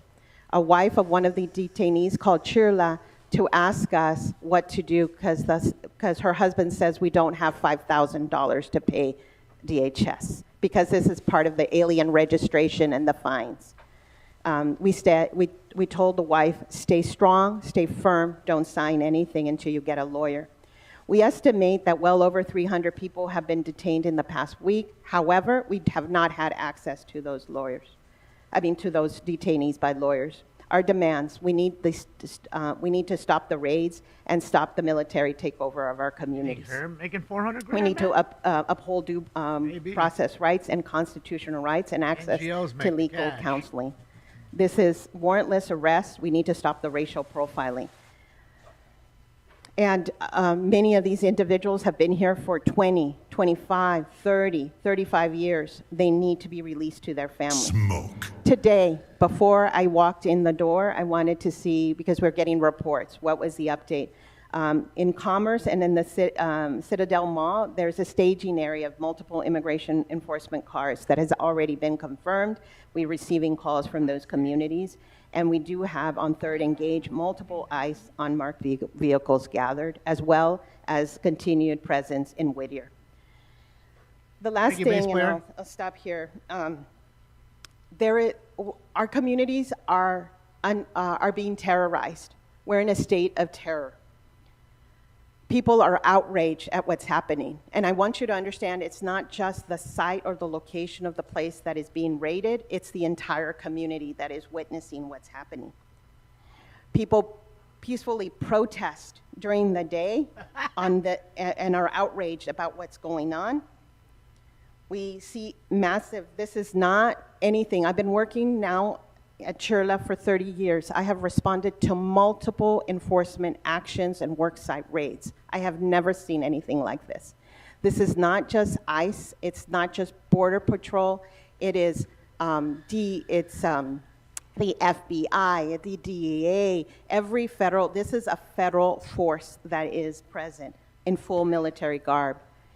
Looters are outraged? In the ambiance raid, you actually had military tanks coming down the Santee alley. I saw not one tank. You're unprecedented. You're a fucking lying cunt. There wasn't one goddamn tank. You mean a Bearcat, you big dummy? The thing that I need you to understand is You mean a Bearcat, you big dummy? That's not a tank. People are so upset because the city of Los Angeles, we have 1 million people who are undocumented. Close to 1 million people who have relatives whose family members are undocumented. In the county of Los Angeles, over 80% of people have a family member who's an immigrant. Let's go. Everybody is under threat. They see their family members with a Lisa, thank you. crosshair Think I need to on get their a back. new one, Lisa? This is what I need you to understand, how incredibly terrorizing this moment is for us. As organizations, we're doing everything possible, but as I report to you, they're denying us access. I also just want to say, many of you have marched with us. We have a very disciplined, organized group of organizations that are part of our coalition.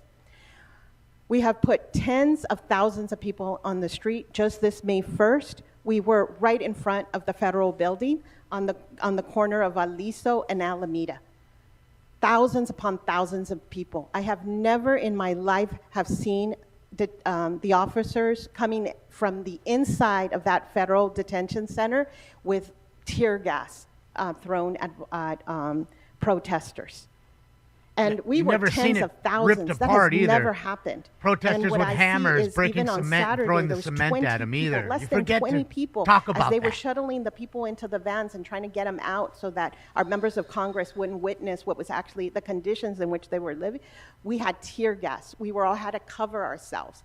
This is the kind of environment that we're living in. So yes, people are mad and they deserve to protest because they are so outraged They at what deserve is it. happening. I also just want a message to all our protesters who are out there. When the story and the spotlight is on you, it means that you're not actually getting the spotlight on the people who are being harmed. You mean like going and stealing That means shoes? we're talking about you and your actions and not about the people who have been whose work sites have been raided, about the families that actually have been impacted. And no, the vandalism, everything that's happening is unacceptable. But I also want to tell you here in council, and it's going to cost you money to paint those walls and repair those walls. But what I'm seeing is damage to the human dignity of our people, to these families, that's irreparable. There is nothing that can actually bring repair to what these families are going through. I'm talking to the mothers. I'm talking to the sons and the daughters of the people who have been picked up. The trauma that they are living cannot be repaired. They put the trauma on themselves. Nothing you the trauma has can do. come from the illegal And so entry. what I do want you to ask, So stop crying. ask you, They is made to the be mistake. courageous at this moment, to speak up for these families, to boldly say to stop the raids, because all of the protesting will stop when this federal government stops attacking and terrorizing our families. That's it, bass player. Again, never have I seen this level of enforcement and also the unscrupulous nature of the enforcement. And we've been there all week, all last week, Jenny? Thank Friday, you. Saturday, Sunday, Monday. We're here on Tuesday, and we still can't get to the detainees so that they won't be deported. Many of them could end up in Texas, Louisiana, and many other places if they're still, and we don't even know if they're still here.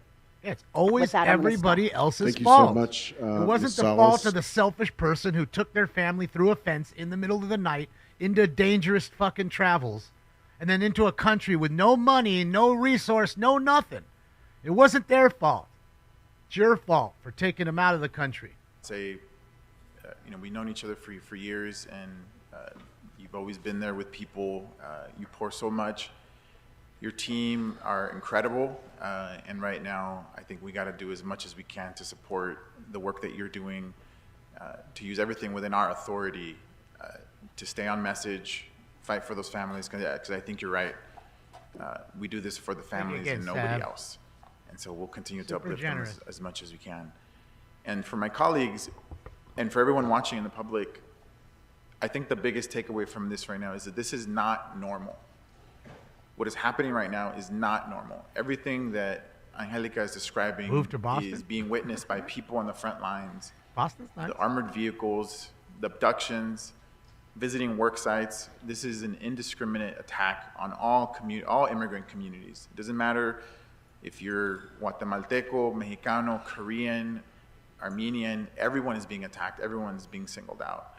And so I just want to follow up by just asking, do we have even an understanding of how many people have been picked up in the last few days? Like even an estimate of how many folks have been affected? Yeah, 27. Based just on the family members, over 300 for sure. Wow, 300 We don't know how many whole folks fucking actually were fully in a state of in terms 39 detentions that were million, they're happening crying about 300 on Wednesday people and Thursday in the courtroom. It could be that much are more criminals. than that. And that's the problem. By not having access, we Every depend one on of the the family members 300 who are call in criminals. the hotline They to came let through us the know fence that their illegally. family That's member has enough. been detained. That's a So crime. I would say, based just on our own addition and math, over 300 people. Okay, so you have don't been, know. caught Based up on in your all of this. addition, based on your fucking stats, I'm Of supposed to those believe. 300, So do we know 300 is how many probably have 47. Even had the opportunity to speak to an attorney at this point? Two. That's what I'm saying to you, too. And then also, many of the people who were Thank you, detained in darkness. the courtrooms actually had attorneys already because they already had processes. Many of those attorneys cannot connect with their clients. So I have several attorneys that have complained about the fact that even though they represent the individuals, they cannot get access to them. So this lack of access to counsel, we had seen it in other places, and we're just so far again, down the road. There are rules and, So is and the World actually Cup. litigation that This provide shit'll us, be over in a especially week, I at bet. B18, 24/7 access for legal counsel. In fact, the reason we have that is because many of the people who are detained are Mexican nationals. Without proper legal counsel, they can be deported in less than 2 hours to Tijuana. So because of that, we have been able to actually get settlements from the Department of Homeland Security and the government. Yeah, in they're order still to reeling have from the quick fires. access They to didn't need individuals this. at B18 at the Metropolitan Detention Center. They didn't need this And of the, on their plate. Of the 300, how many do we even know where they're at? Like it sounds like we know, and only because we basically saw the. So we don't know. Some of the family members are told that maybe their family member is in Santana. There's 2 detention centers out in Adelanto, so one of the 2. But we also have one family member whose uncle was picked up in the court hearings, and he called them from Texas. So that's our biggest concern, that they will also be sent out to other detention centers outside of the state, which sometimes does happen. And any sense of the different, because the one that was the most sort of appalling to me was the one that happened at the Garment Worker Center. And from that, we heard that it was Korean immigrants and Latino immigrants. But I imagine, that's everyone's being affected by this.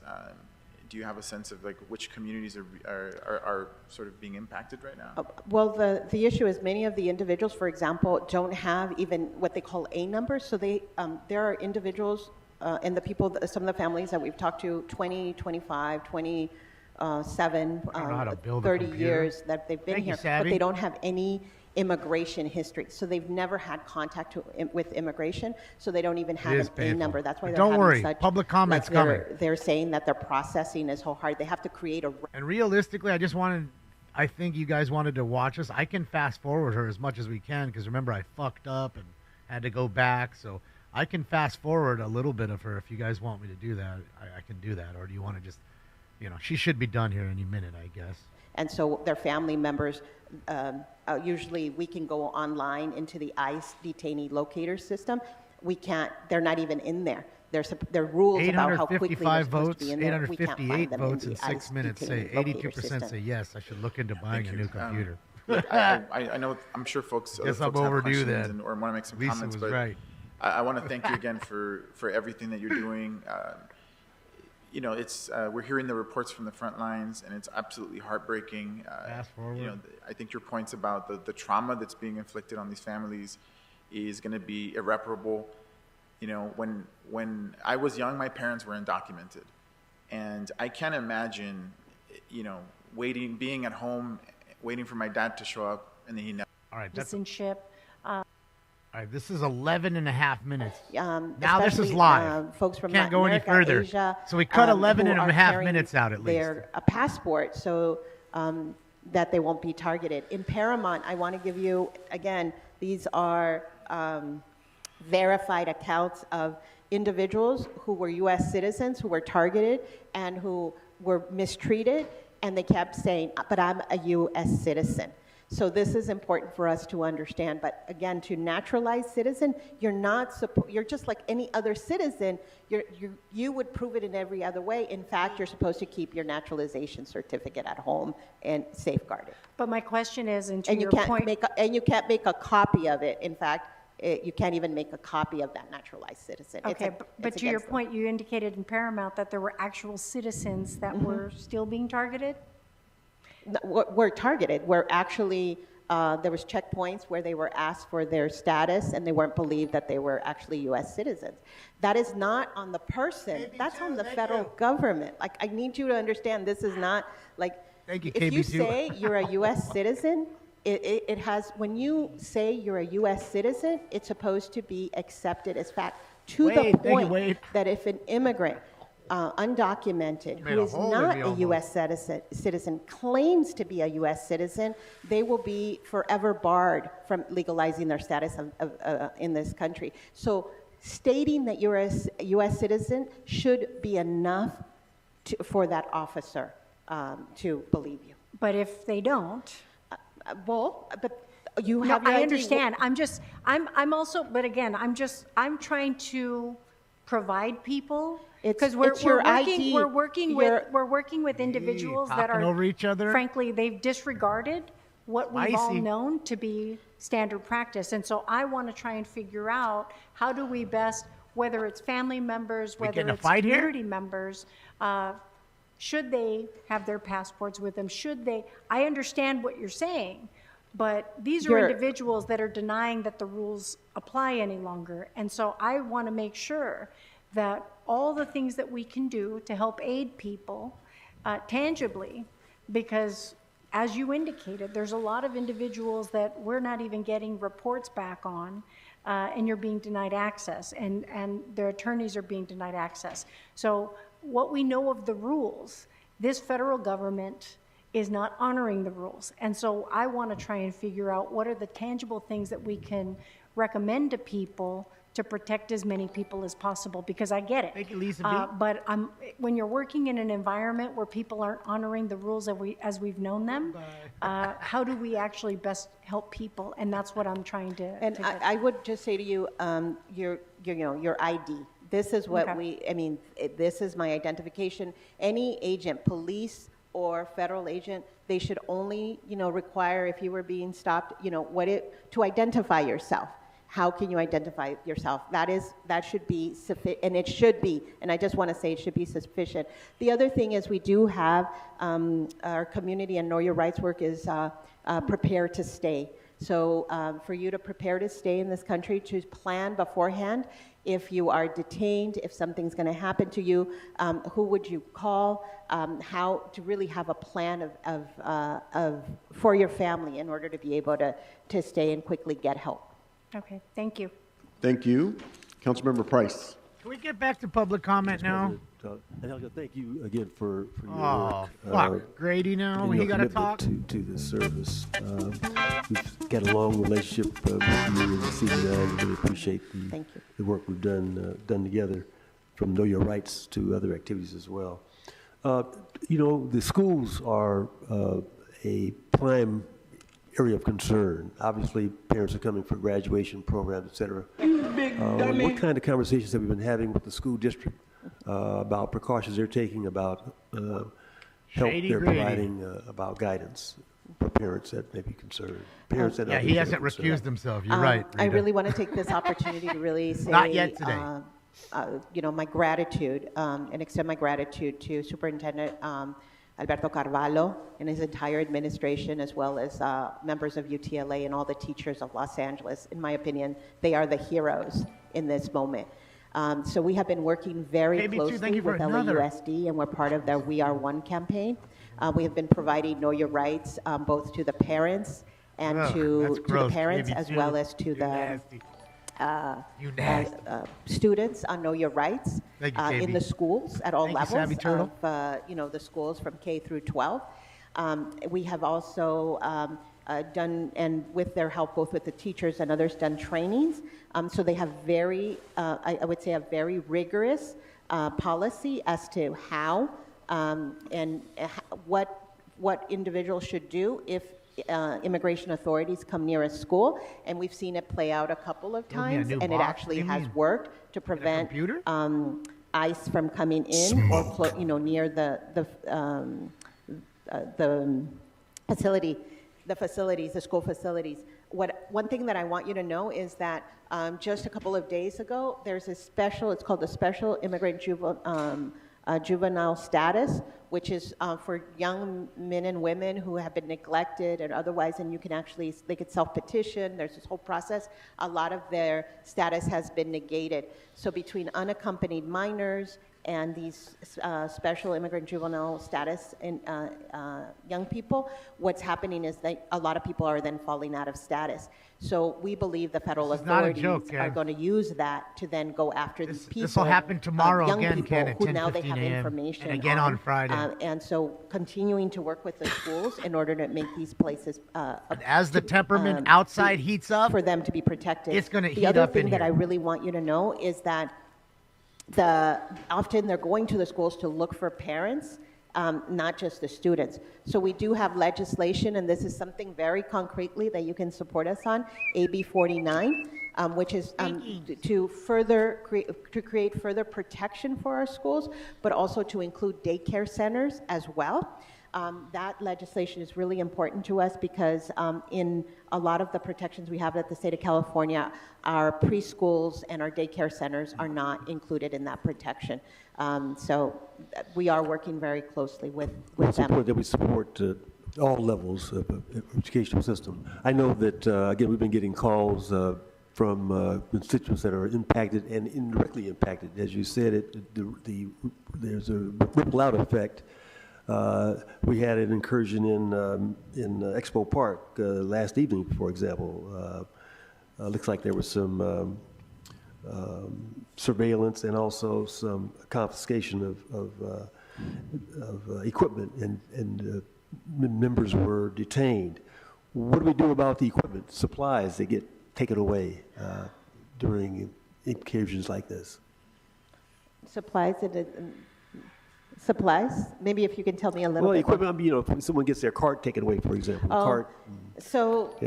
What I witnessed on Friday was that many people, I was at Ambiance way after the raid happened, and I saw family members, and I talked to family members as they were coming in, and so they were working with the other staff, I think I sent your Griffin cards out yesterday, to basically collect car keys, personal belongings. Next time, tell me so I can put some stickers. And most of the people who you were buy coming anything to pick else, up let all me those know. Put a little effects were message. family members. Tell me it's Don were from young people, so that way I can actually, send you U.S. some citizens. stickers. Most of them in their late teens and mid-20s coming to pick up all their belongings for their parents. It's important. That's why it's so important for families as Know Your Rights to have a plan. If this happens to me, what would we do? Who would go?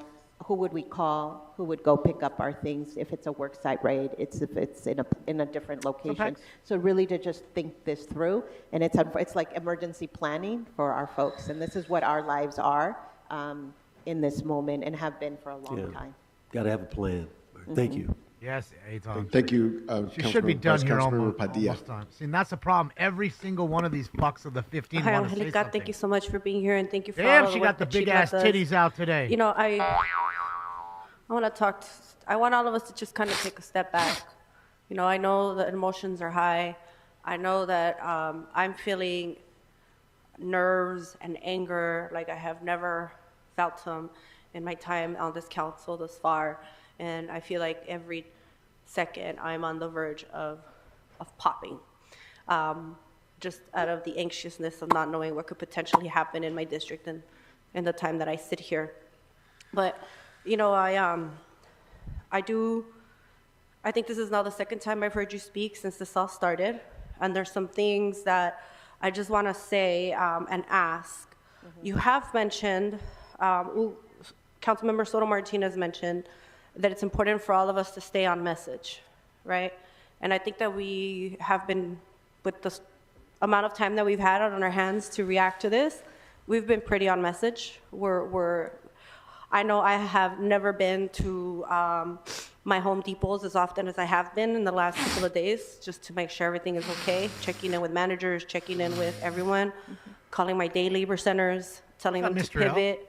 Instead of standing looking for work, pivot to another way, right? Complete re-strategizing. You're all good. Thank you But so you've much, mentioned some Mr. things L. that I think are more, we haven't unpackaged just how bad and uncomfortable they are. So for example, you mentioned that, let's start with the racial profiling one. Do you know if anybody who was racially profiled was actually a U.S. citizen, and whether we have a case of being able to go to court and saying, this is discrimination? This is why it's so important to talk to the people who are in detention. We don't even know if we might have U.S. citizens in detention right now. This is how bad things. So it's really important for me to let you know. You don't know much. You don't know the exact numbers of who was taken. You don't know how many were taken, where they were taken, where they're at. What happened? You don't know much. How did the enforcement occur? What did they ask you, etc. But then the other part is the people who remain. So the people that I have talked to at the work sites, that after the work site raid and after the Home Depot raid, etc. A lot of the individuals who remain are actually people who are U.S. citizens who talk to us about the fact that they are being harassed and that they too are being mistreated and actually not believe that they are U.S. citizens. And so it's really important for me and that we uplift that. Thank you, Savvy Turtle. Yeah, and that's actually where I want to get at, right? Is that we need to uplift That's right. all of these other Right, Turtle. little things that we're catching in their sloppiness and in their unethical approach. And I know that's debatable. I know there's some people that are still out there. I mean, based on my posts on social media, there's some people that are so excited that this finally happened, the trolls and whatnot. But those of us that are familiar with policy, I think it's time for us to really elevate the sloppiness. The policy of the country said you can't come in the middle of the night through a legal port of entry. That's policy, ma'am. Well, actually, we do know. We have a list That is based policy. on the family It's a members. law. So we've compiled a list by family members who've called us, also workers, their co-workers. So we've been collecting a detainee list. That's why when we went to Adelanto, the folks who went on to Adelanto yesterday could confirm of our list that 17 were in Adelanto. What we haven't been able to do is actually offer them legal representation, even though their family members are asking. And really, each case, look at what the situation is for each of these cases. Okay. Maybe we'll be surprised. Maybe there was going to be someone there, and we have a case, because I think everything happening needs to be challenged in court with time. The second thing I wanted to ask was, you mentioned that they're making it impossible for families to see their folks. They're making it impossible for elected officials and organizations. Ask anybody but you guys. Does Chirla plan to It's your challenge that in donation court? money that's going to go to buy that computer. Yes, we work very closely with the ACLU. In fact, the ACLU has represented Chirla multiple times on issues of access to counsel, as well as coercion of voluntary. That's right, bass player. Tell her. Voluntary departure and coercion in those matters. And we have actually won settlement cases from the Department of Homeland Security on that.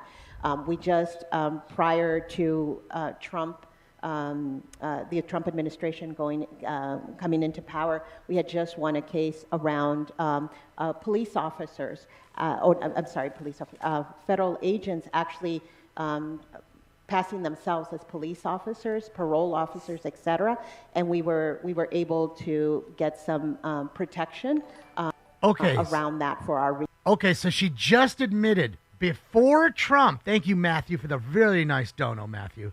She just admitted before Trump that they won that case. Before Trump. Does it mean stupid old Joe was doing it too? So where was the up outrage then? When? Why? Didn't happen. Region in terms of just saying that no, they cannot She admitted pretend it. to be police officers, parole officers, or any other law enforcement agent in order to coerce people to talk to them. That's great. So every time you observe sloppiness, you go after it. That's great. I like that. The problem that we have right Well, there's now, sloppiness right there with the Councilwoman, blimp is that across they're from not you. respecting a lot of the settlement agreements.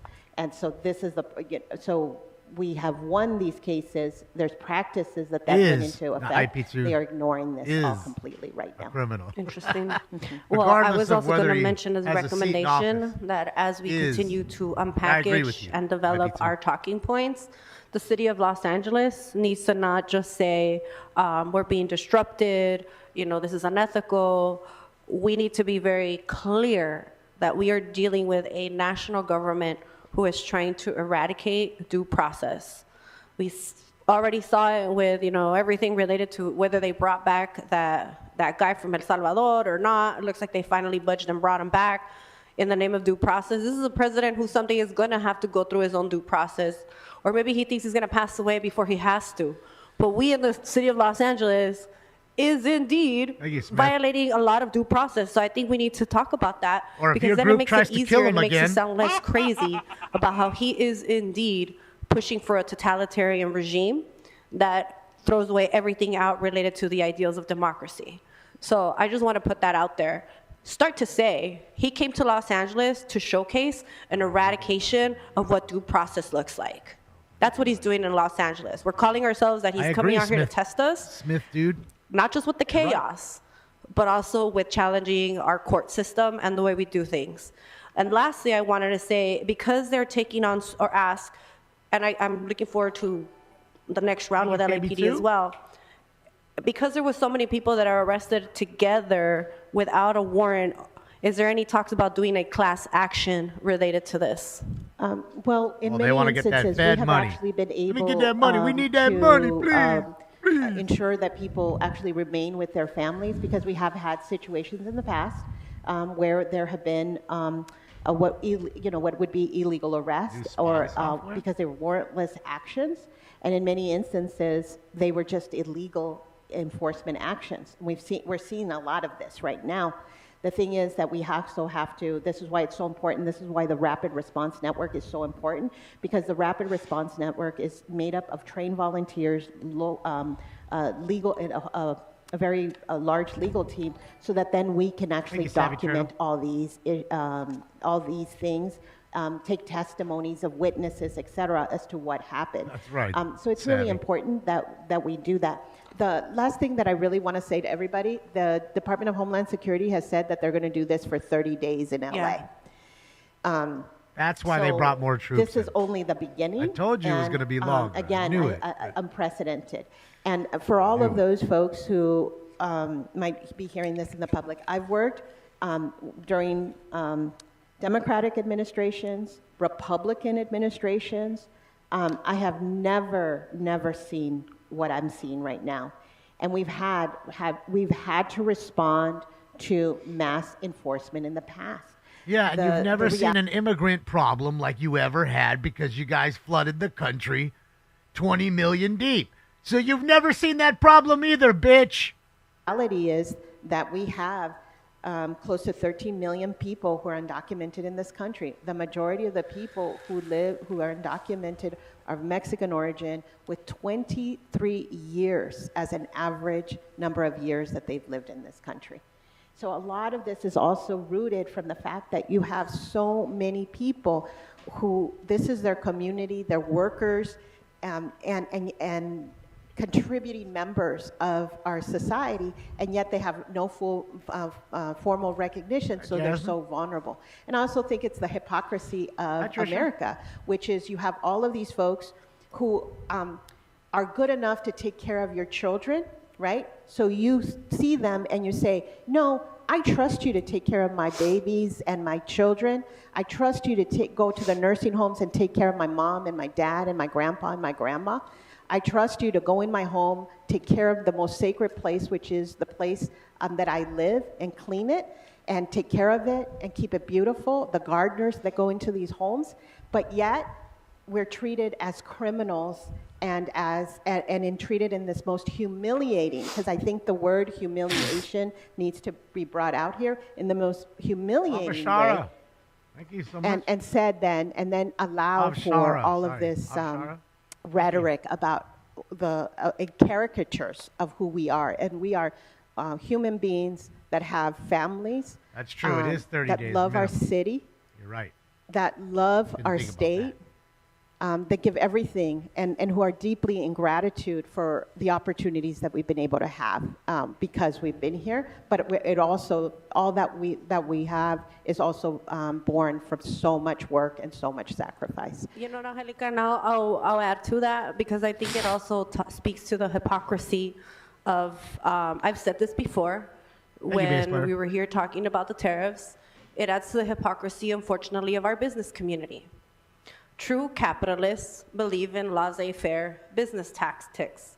I wish our business community would more often say, dear federal government, what do you care about the private contracts I go into with my labor? But that's not happening. And if we were in New York, we would have convinced our national government to give us, a country like Puerto Rico so that it's at least easy, to recycle workers. But unfortunately, this is California, and we just recycle those that are close to the Mexican border. So I agree with your sentiment, and I hope that this is a call to action to our business community to do more, because these are your workers. We are seeing people not go to work, to church, shop, school. The way our schools are funded, I wouldn't be surprised if eventually we're gonna see more schools probably step it up. But until it happens, this is just what we're dealing with. I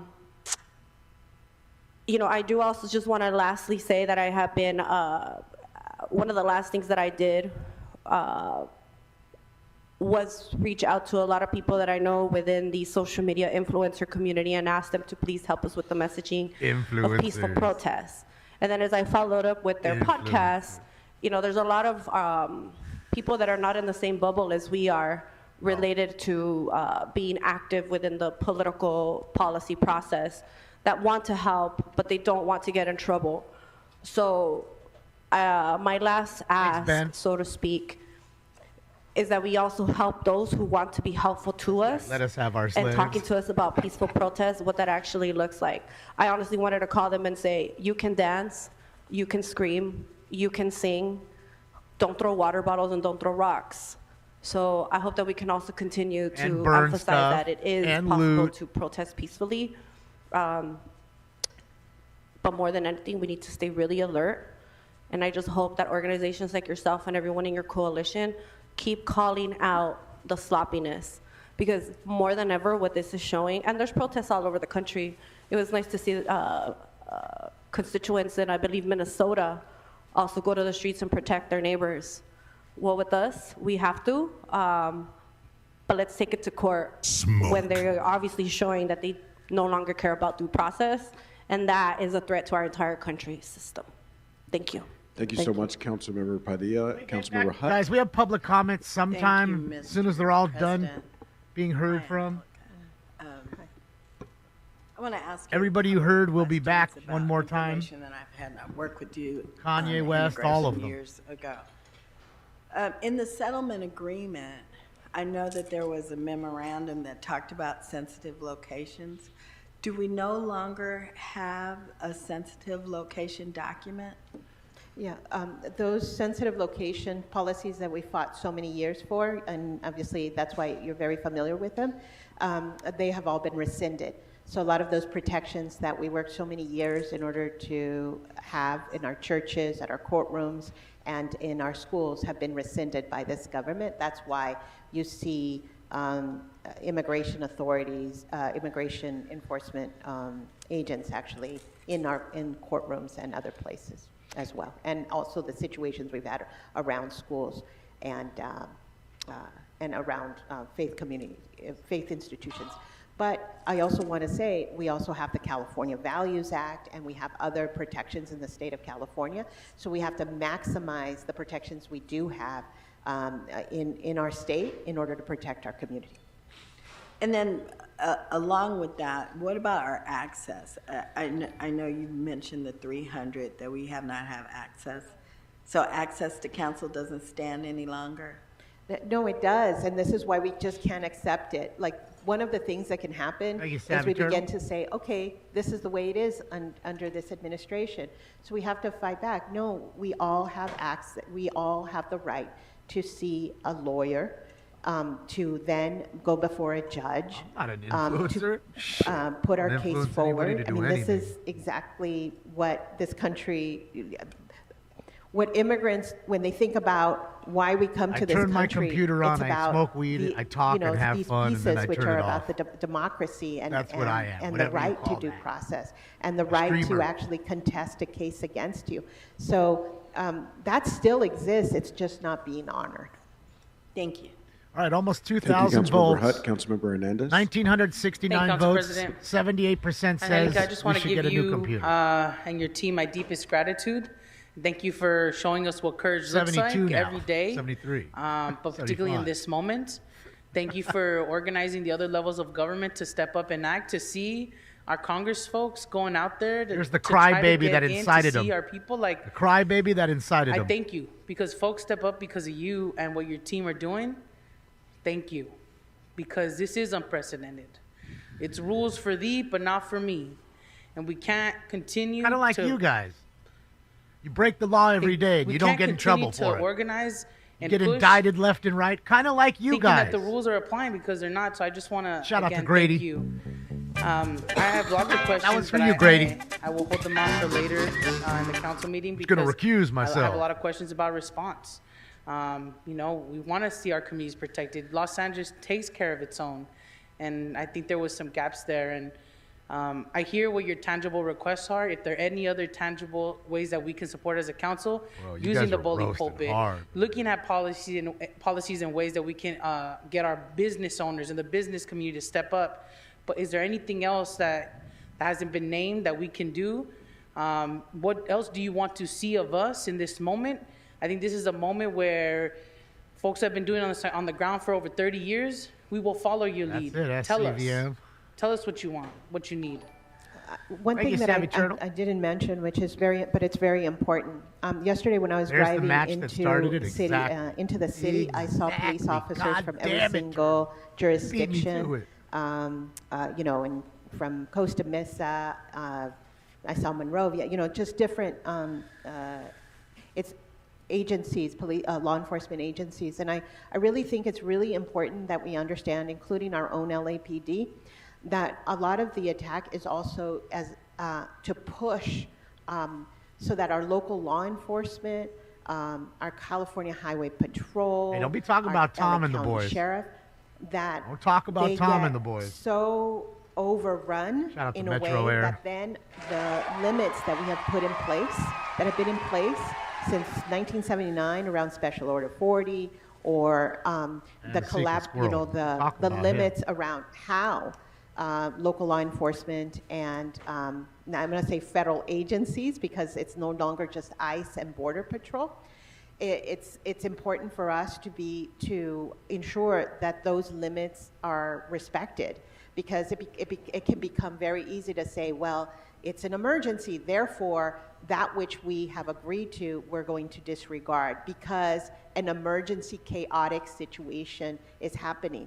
This president and his manner of acting is it's cruel. When it comes to immigration, let's be clear, it's cruel, but also it's chaotic on purpose, in order to then create situations in which those agreements that we have are disregarded because we're dealing with the emergency.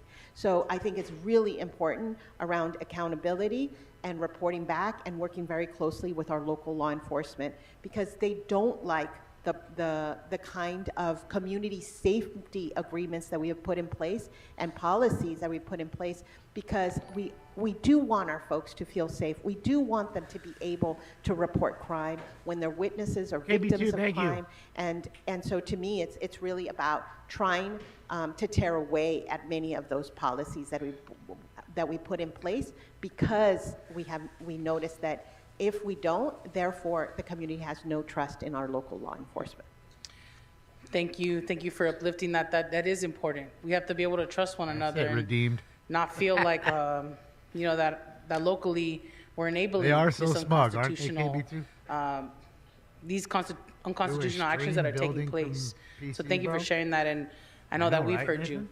I also want to just uplift the part about the trauma and the terror. 78% of them say it. Unnecessarily cruel. Let me take a step back. What you said about those policies, that sometimes we waver on them during a moment of crisis. I just want to emphasize how important it is that we do not waver on them, because these are the policies that give dignity and humanity to our people. And to disregard those, to bend them That's because we're in Joe's an leg emergency after getting shot by is one of those rounds. Unacceptable. By the So LAPD. I just did want to uplift that. I think that's Man, incredibly Joe, important. you earned everything But you earned to the trauma, last the couple terror, days, buddy. it's something that stays within your Thankfully, DNA. you're a big grizzly And bear. I know that there's a lot of folks in here who have migrant family members, who know someone who is a migrant immigrant, who might be documented, undocumented. But I think when everybody can think about what one of their worst nightmares isn't your loved one not coming back. And I want everybody to sit with that, because that's what a lot of people have to sit with, and it never leaves you. It never leaves you. And so I want to give you my deepest gratitude. And we want to do whatever we can to support. But thank you for your courage, and we'll follow your lead. And Councilwoman Hernandez, I received your words. Jose I will also go just wanna live say later. Chirla's not David. alone on this. We're working with CARES and Immigrant Yes. Defenders, Community Coalition. He's having breakfast. He's many relaxing. And I think he should stay off his feet. He got that Proyecto welt on his Pastoral, leg. Nothing's really SCIU, happening. So this is a kind of community relax, calm. of organizations. Wait for the storm. Unions and faith leaders, and we're united, and we're organized, and David, we he'll are be live a little disciplined, bit. He and said we maybe 2 understand o'clock. that often there are forces that both are coming in to try to sway from that power and that organization that we have, or at least to try to, again, tear into what we have built here in Los Angeles. I'm very proud of our social justice community, and so I also say I know that I'm speaking before you here, but I want you to know it's a very broad coalition of organizations that are stepping up in this moment. And thank you for reminding us of that, because we are not alone. You are not alone. Chirla's not alone. All those organizations that you named, the unions, the community-based organizations, community keeps community safe, and you all are the example of that. So thank you for, again, also reminding us of that. That's really important, because right now, people are paralyzed by fear. They want us to feel like we're by ourselves. They want us to feel down. Taco Joe is legit. But there is Thank you so community much, out there, Stacey. community that's I fighting agree. for us. So Love thank you Taco for Joe. reminding us about that too. Thank you, Council President. Thank I you was so much, angry what Councilmember happened to Hernandez, him on Councilmember YouTube, Yostowski. all for showing the truth. He doesn't smoke weed. He doesn't say crazy things Thank you like so I much do. for being He here doesn't on do those Helica, and things. your really He powerful just shows you testimony the and truth. incredible work you and Salty. Shirley are Thank you doing. so much, Salty. There's a false narrative that the Trump administration is pushing, that the people who are being detained are violent criminals. One of the most powerful ways I think that we can connect with people and help people understand what's happening is through stories and individual stories of who these people are, who they actually are. Can you, without violating anyone's privacy, tell us a little bit about who some of these people are who are being detained, so that we can share those stories with our communities across the city? We need some fairy tales. A lot of people ask me, why have I continued to do this work? Mark Asteroid, thank you. Because I am inspired, and I derive my courage from the courage of the people that I work with. So right now I'm inspired. I won't use her real name. She asked me not to use it, but she did give me permission as I was talking to her about her particular story. So I'll use her name as Lisa. I'm telling you right now, when they went into CVS, like somebody said, and I was talking about all like the hard drugs, to get you high and stuff, I didn't even think about it. And they're like, bro, what about all the Ozempic? And it's so true. You don't think they probably went there and got all the Ozempic behind the counter and then sold that shit? Because lots of motherfuckers is trying to take Ozempic. Factory.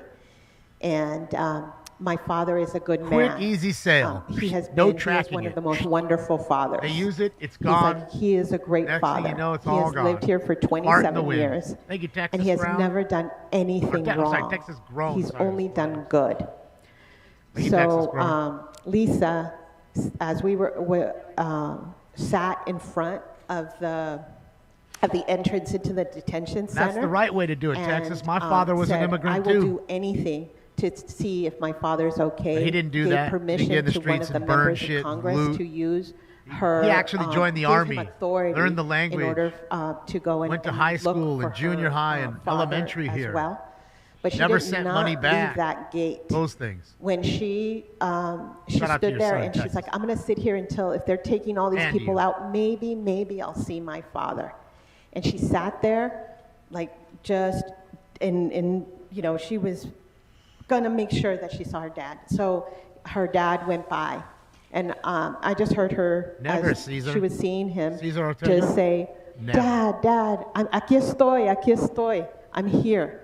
And her father, basically, she's like, at least I saw him. And then her father just was telling her, you know, calm down, it's okay, everything's gonna be okay.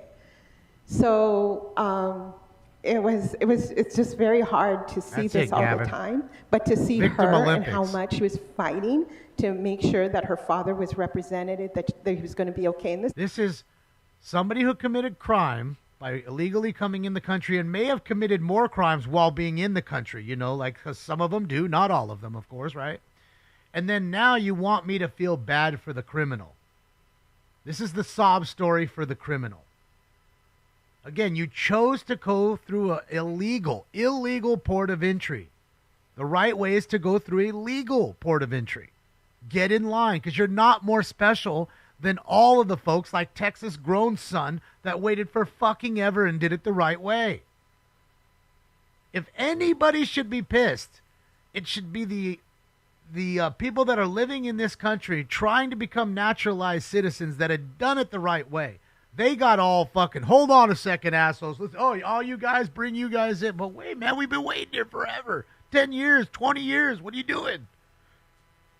Sorry, they're more special because they came through the fence in the middle of the night, and you should have done so too. This house, thank you for coming in and really appreciate all the great work that you and the whole group of organizations are doing. No Just wanna ask a simple accountability. It's question, which always is, somebody else's the fucking Rapid Response fault. Network. Mm-hmm. Is there a way, Always. and how do you recommend that council offices plug into that? Because we get a lot of information. We're getting a lot of calls from folks. And I have to feel like there may be a way to systematically connect with all of our offices. Some of your district staff is part of that rapid response network. So if you have especially your district staff that is in the local you lucky, Doug. offices, That would've been they should dope be the to see the folks who are red-headed actually issue. plugged Eric into Davis, to all that. So we KB2, can actually thank you. provide you the information. They would then be on a signal chat that then they would She be will. able to get She's gonna information in go out real like time, Godzilla, especially KB2. The way it's organized, it's by communities and by region. So there's a San Fernando, there's, South Los Angeles, et cetera, core LA. And so then you can have your district staff there. And No it more actually phone has calls. been I got very rid of it helpful. because of We actually, smoking as scan, part of the Aton. Rapid Response Network, we also have certain municipalities somehow, that have some way, their my own show rapid affected response city network council. as well. So that you have And both, it made it to the Washington Post this electeds morning. and others who Aton? are not electeds, but city staff And I others didn't even who know are it. connected Made to the it. Washington Post. Sometimes those connected to schools, so then they know if there's and all that it is But- that you know if there is Aton, all the people that spoke are going to come back because this now is a second meeting. Even though it's still the same meeting, they stop the first one and then kind of create a second one. So they all get to come back and talk, even Kanye. So a lot of what the Rapid Response Network does, and many times district staff can, who are many times even closer to the vicinity, They're can trying say, to dox me? yes, Yep. there is ICE presence, there is no ICE operation, which is a little bit, different. Or yes, there is an ICE operation, let's all go and see what's actually happening. This is only to observe. Our volunteers are trained not to interfere. And to actually witness from afar what's actually happening. The most important, the reason the Rapid Response Network exists is to quickly get legal support and counsel to the individuals so they do have a chance to stay here with their families. So it's very simple. Well, we could talk afterwards with your office and you could designate a person. Thank you. Thank you so much, Mr. Blumenfield. Thank you, members. And thank you so much, Angelica, for spending some time That's right, with Jack. this morning on such an incredibly busy time for you. The gratitude of this council and the entire city is with you and all the folks working alongside of you to help us get through this period, this very, very tough period for our citizens, for our city, and I think even for the United States of America. So again, thank you for everything that you've done, and we will formally release you back to the There we struggle go, at finally. this moment. And All right, so now we should get to public comment thank you here. so much. I now that appreciate she's it. done. Why are we clapping? Look at Spindler up there flicking everybody off.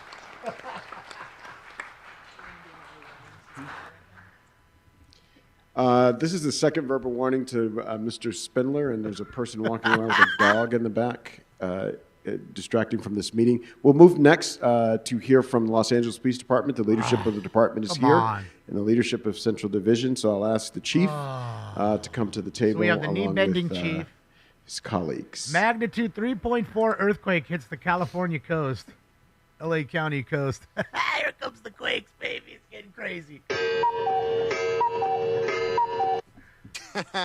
Here it comes, Billy. The big quake's coming. Mr. During Lee the will riots, set context and begin our quake, discussion. Chair of our Public fire, Safety Committee, Councilmember Lee. Brimstone. Thank you, Mr. President. It's coming, guys. Chief, let me start by thanking Enjoy the you last for the few work days. that, It's here. all of you are doing during this difficult Thank you, time, Savvy and Turtle. express my gratitude to all the officers who are on the ground, who are facing an Assaults. impossible situation, and one which I think all of us here agree is being sparked by outside powers beyond our control. Chief, I'm sure Trump. you'll hear many Trump's times fault again, today, 'cause people are Los throwing Angeles rocks is and a bottles at the city cops here. of immigrants, and what has been unfolding on our streets is frankly not surprising, given the increased intensity from federal law enforcement authorities. The visible and often aggressive tactics we've witnessed from the federal government are sending shockwaves through our communities, and understandably, many Angelenos are responding by speaking out, organizing, and protesting. That right to assemble and raise one's voice is fundamental, and all of us fully support the people who are exercising it peacefully. But unfortunately, at the same time, we cannot ignore that a small subset of individuals are seizing this moment to sow division and disorder. They are turning what should be a powerful and peaceful demonstration of First Amendment rights unfortunately, into chaos and through vandalism and violence and antagonism. Chief, I appreciate you taking the time to be here, and I hope today's conversation sheds some light on the work the LAPD is doing on the ground and what we can expect going forward. So, Chief, I have a handful of questions, and I'd like to start by asking you to just sort of give us a brief Be all overview. right. I'll be dead. Smoking Just an scanner will be overview done, of but LAPD you'll be operations all right. over the past 4 days, and can you share any information the department has on where the ICE raids may have been taking place here in the city of Los Angeles? And I apologize, before the chief begins, and I didn't mean to cut you, I didn't want to cut you off, Hey, Lee, Councilmember thank Lee. you. Just as a reminder to all the members here, there is a closed session item on here as well. So to the extent that you have questions specifically about the possible responses to federal immigration enforcement and related actions as they relate to threats to public services or facilities, there will be an opportunity to ask those questions in closed. That is not to say that this question cannot be asked in open. We just wanted to throw that out there for all the members who are here. Thank you. I just flew over your house. I did. Thank you. If I could, I'll just give I'm gonna have, like, Air an Force overview Ones. of The knee-bending chief, an everybody. overall summary, and then I'll go specifically as we can by day. On June 6, 2025, federal agencies, including ICE and DHS, conducted coordinated enforcement operations resulting in multiple arrests across multiple locations. In response, several hundred demonstrators gathered near the federal detention center located at 255 East Temple Street each day. The protest escalated in size and intensity throughout the weekend, prompting mutual aid requests and citywide LAPD engagement, including Metropolitan Division deployment. Tactical alerts were declared each day. On Friday, June 6th, 2025, Newton area received notice that the FBI, HSI were at 2415 East 15th Street serving criminal warrants. Numerous Savvy. calls for service Thank were you, also Savvy. generated by citizens, with a crowd forming give at Stinks that a treat. location. Newton Patrol then received a help call broadcast by Communication Division for DEA and FBI at the location. The officers encountered a crowd of 40 to 60 protesters who were blocking the exit and were loud but not aggressive. A Newton Patrol sergeant responded and assumed role of incident commander. He established 2 skirmish lines and gave directions for the officer to direct the crowd southbound on Santa Fe. The federal agents left the scene shortly thereafter. A DEA agent used OC spray on one suspect prior to LAPD arrival. The suspect was arrested by DEA, along with other numerous federal arrests. Excuse me. Federal law enforcement also requested assistance at 930 South Town Avenue in Newton area. A Newton supervisor responded to stand by with 5 officers while FBI cleared from the scene. An operation was also conducted on Stanford Street, also in Newton area. Newton Patrol provided the same limited assistance at this location. Several hundred demonstrators gathered near the Federal Detention Center located at 255 East Temple. The protesters initially focused their attention on the front entrance and then turned their attention to the back entrance, which is on Alameda Street. The back gate was stuck in an open position, so federal officers stood guard at the opening. Protesters threw projectiles and vandalized the building. A mobile field force was sent to the location and the area was cleared. Projectiles were thrown at officers, resulting in less lethal munitions being deployed. Other protesters gathered in multiple intersections, which diverted department resources. A tactical alert was declared and an additional mobile field force was assembled. All groups eventually dissipated without further unrest. Communications with our federal partners was a challenge that added to the delays in the incident. The command post had multiple phone discussions with the federal leadership, and there was no initial request for mutual aid. Eventually, they requested via Communications Division, which prompted the initial incident commander to make additional calls. Another challenge was protest groups excuse me, congregating at multiple locations, requiring personnel to be spread out on multiple missions. For Saturday, June 7th, demonstrations continued into Saturday, fueled by ongoing ICE arrests outside the city. Right, Floyd. The crowd grew throughout the day and were focused on the federal complex. At approximately 1830 hours, a coordinated effort began amongst protesters dressed in dark clothing and communicating with radios, followed by protesters throwing projectiles at federal assets. Mobile field forces were deployed and skirmish lines were established to clear the area. Similar to the prior day, a large crowd remained in the intersections near the federal complex, while other groups formed across various locations in downtown Los Angeles. This created the same resource challenges for us. On Sunday, June 8th, the intelligence going into Sunday indicated there would be a group of approximately 200 protesters at Mariachi Plaza in Hollenbeck area. There were no other intelligence to indicate that other protests would occur. However, a group of approximately 200 protesters arrived at the federal complex, and protesters from Mariachi Plaza joined them. A short time later, the crowd began throwing projectiles at federal law enforcement. Similar to the prior day, suspects were seen dressed again in dark clothing and communicating on radios. The protesters were cleared from the federal complex, and they turned their attention to taking over the freeway. While on the freeway overpass, the protesters threw massive rocks and bricks onto the CHP vehicles that were parked underneath the overpass. As the evening continued, the protesting became multiple groups engaged in looting and vandalism throughout downtown LA.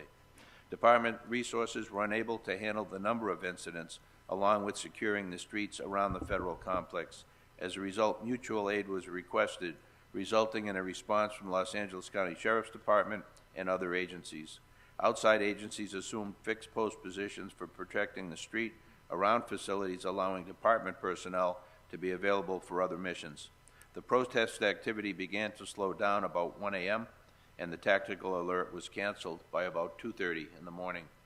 The resistance encountered on Sunday was substantially more than the prior days. Protesters used commercial-grade fireworks, Molotov cocktails, and we had an ADW and a police officer with a vehicle. The tactics used by the protesters were more advanced. They entrenched themselves and used barriers to defeat less lethal munitions, which required the use of CS gas in order to disperse the group. I have in detail here the munitions that we used. I don't know that you need that at this point. We can go into that in closed session. Our deployment of personnel as well as associated agencies. And I can give you just an overview as to the raw arrest numbers. There were no arrests that first Friday. On Saturday, 27. On Sunday, 40. And on Monday, 114. All right. 114. That's it from last night. 114 last night. That's it. On the gist of those arrests. There were 53 for 409 PC, which is failure to disperse. 15 for looting, 1 for vandalism, So 1 15 for looters. interfering. That's it. 1 for ADW on a police officer, and 1 on attempt murder that was not incident related, for a total of 114 arrests. Oh, I've seen that one, Salty. Injuries to our officers, we had... They wanted to jump him. On that day, 1 Metro officer injured in his hand, and another Valley Traffic Division officer received a bottle to the head. Both officers were treated and released. We had 6 burglary reports over the 24-hour operational period, all in central area. However, we know there's a lot more coming. We're aware of, I believe at the time, 23 locations that have been broken into and been looted. 23. And I have further information that I can share in closed session. Yeah, So that, thank that you, means Chief. you were I think ineffective. we've all If seen, 23 stores got looted, you were some of the ineffective. violence And on only TV were that's able to taken make away, 15 unfortunately, arrests the attention from on the those people said crimes. protesting that has been happening. Can you explain to us a little different? Not even one per a little bit store. about the difference between rules of engagement between LAPD and federal agencies such as ICE? I can't speak to what the federal policies are, but I can speak to the LAPD use of force policy is basically what we've used forever, modified over the years, where you have the right to be able to defend yourself, to use minimal amount of force necessary to, in effect, arrest, prevent an escape, or if you're being attacked, to defend yourself. I agree. Mexican righteous. Okay, so there's a you're lot right. of different stories going around. So Thank you, there's Turtle, been again. claims going around about LAPD been coordinating with federal authorities. Can you provide clarity on the efforts as they relate to the? I know you just gave us a sort of an overview of what you've been doing, but as they relate to any federal enforcement that has occurred here in the city? Yeah, as far as coordinating or cooperating, we don't engage, as we've stated over and over again, don't engage in civil immigration enforcement at all. Our federal partners know that, and for the most part respect that, and do not put us in that position. As far as coordinating, we have spoken with with the members of federal agencies in an effort to try and find out what the scale and scope of what they're going to do is, and how do we work alongside each other with our responsibility maintaining That's what I safety say by in the the seat. community. These folks are hard Those workers. Conversations Didn't will do be nothing to ongoing, any and of we'll those try and folks. get as much information as we can in order All to in be the able to name of deploy illegal effectively, immigration. when we get that information, in order to be able to illegal mass share information deportation. that is beneficial to the safety of the community. So you're not involved in it, but Totally, can you Gina. clarify what is our responsibility? What is LAPD's responsibility when we are called? Oh, I'm sorry. To sure. watch the criminals do their shit and break Thank you. and loot and all that Yeah, stuff. our responsibility when Maybe we we'll receive a catch call a few. for service is to get there as quickly as we can, prioritizing call based on call load and severity of the call, and be able to assess what we have when we get there, and then to be able to take appropriate action, bring in whatever resources are necessary, and meet the expectations of the community. Okay, so there's been a lot of I agree, conversations over the past few months regarding Los Angeles's sanctuary city ordinance and the perceived protections it gives to the undocumented communities here in Los None, Angeles. Hodgster. Can you share with us your perspective on whether this ordinance provides any substantial protection to immigrant communities? We As saw far as it, Mike. protection, We saw it's it live on in the line, sidewalk. certainly, as is the California Values Act, with the LAPD policy since 1979, which is not to stop anybody to determine their immigration status. And for LAPD, we don't ask, or it's not material to anything involved in the interactions 8th that and we Hill, would have Hector. with any of the Yeah, 8th residents of and Los Hill. Angeles, or any of the people We that we saw deal it with. last night at like 3 But in the does it morning sort of almost. protected them? 2 a.m.? Us being sexually, is there any sort of additional protection that gives AXN against the call. federal government? No, there's no ability to be able to stand between the federal government and the responsibilities that they're attempting to carry out. Okay. Sheriff's Was for there the any county, other though. significant It's huge. incidents This for the city. that maybe outside the Stuck city with that the you think we LAPD should be chief. aware He's of? the big guy. Incidents outside the city, certainly there was a major He's the top demonstration, cop. protest, and violent interaction between ICE and other associated agencies involved in their enforcement activity in the city of Paramount, which is Thank you, Shelley. Thank you, basically Caesar. served by the Los Angeles County Sheriff's Department, and that was on Saturday. All right, thank you, Chief. I think we probably have some questions from some of its members. Mr. President, if I throw it back to you. Oh, for Yes, sure, we do. by Thank the you, seat, Mr. Lee. for sure. Councilmember Rodriguez. Thank you. Chief, thank you for joining us here today. Are there any LA City facilities that have aided the detention of any individuals that you're aware of? Any of the police facilities that have been a part of what the federal government has acted upon? No, not to my knowledge at all. Okay. Shut up, Meg. Is LAPD notified in advance of any raids that ICE is, or any of the federal agencies are engaged in? Do you have any advance notice? We wouldn't have specifics. We often get advance notice if somebody's going to do a search warrant or a criminal apprehension that an outside agency is in our area, and the necessity for that is to avoid any blue-on-blue issues, so that we're aware that a law enforcement agency is doing police work at a location. We have been getting those Right, to some DJ? degree, but I wouldn't say universally on this issue. So they haven't been consistent about giving you advance warning that they're about to pursue an individual? Yeah, I would say not consistent. Okay. Were you provided any advance notice to the incident, the raid that occurred on Friday? No, to my knowledge, the one on Santa Fe and 15th, to my Correct. knowledge, the first awareness we had of that was when the help call came out. Okay. And Newton area officers responded. Can you provide guidance and insight for individuals that may or may not be aware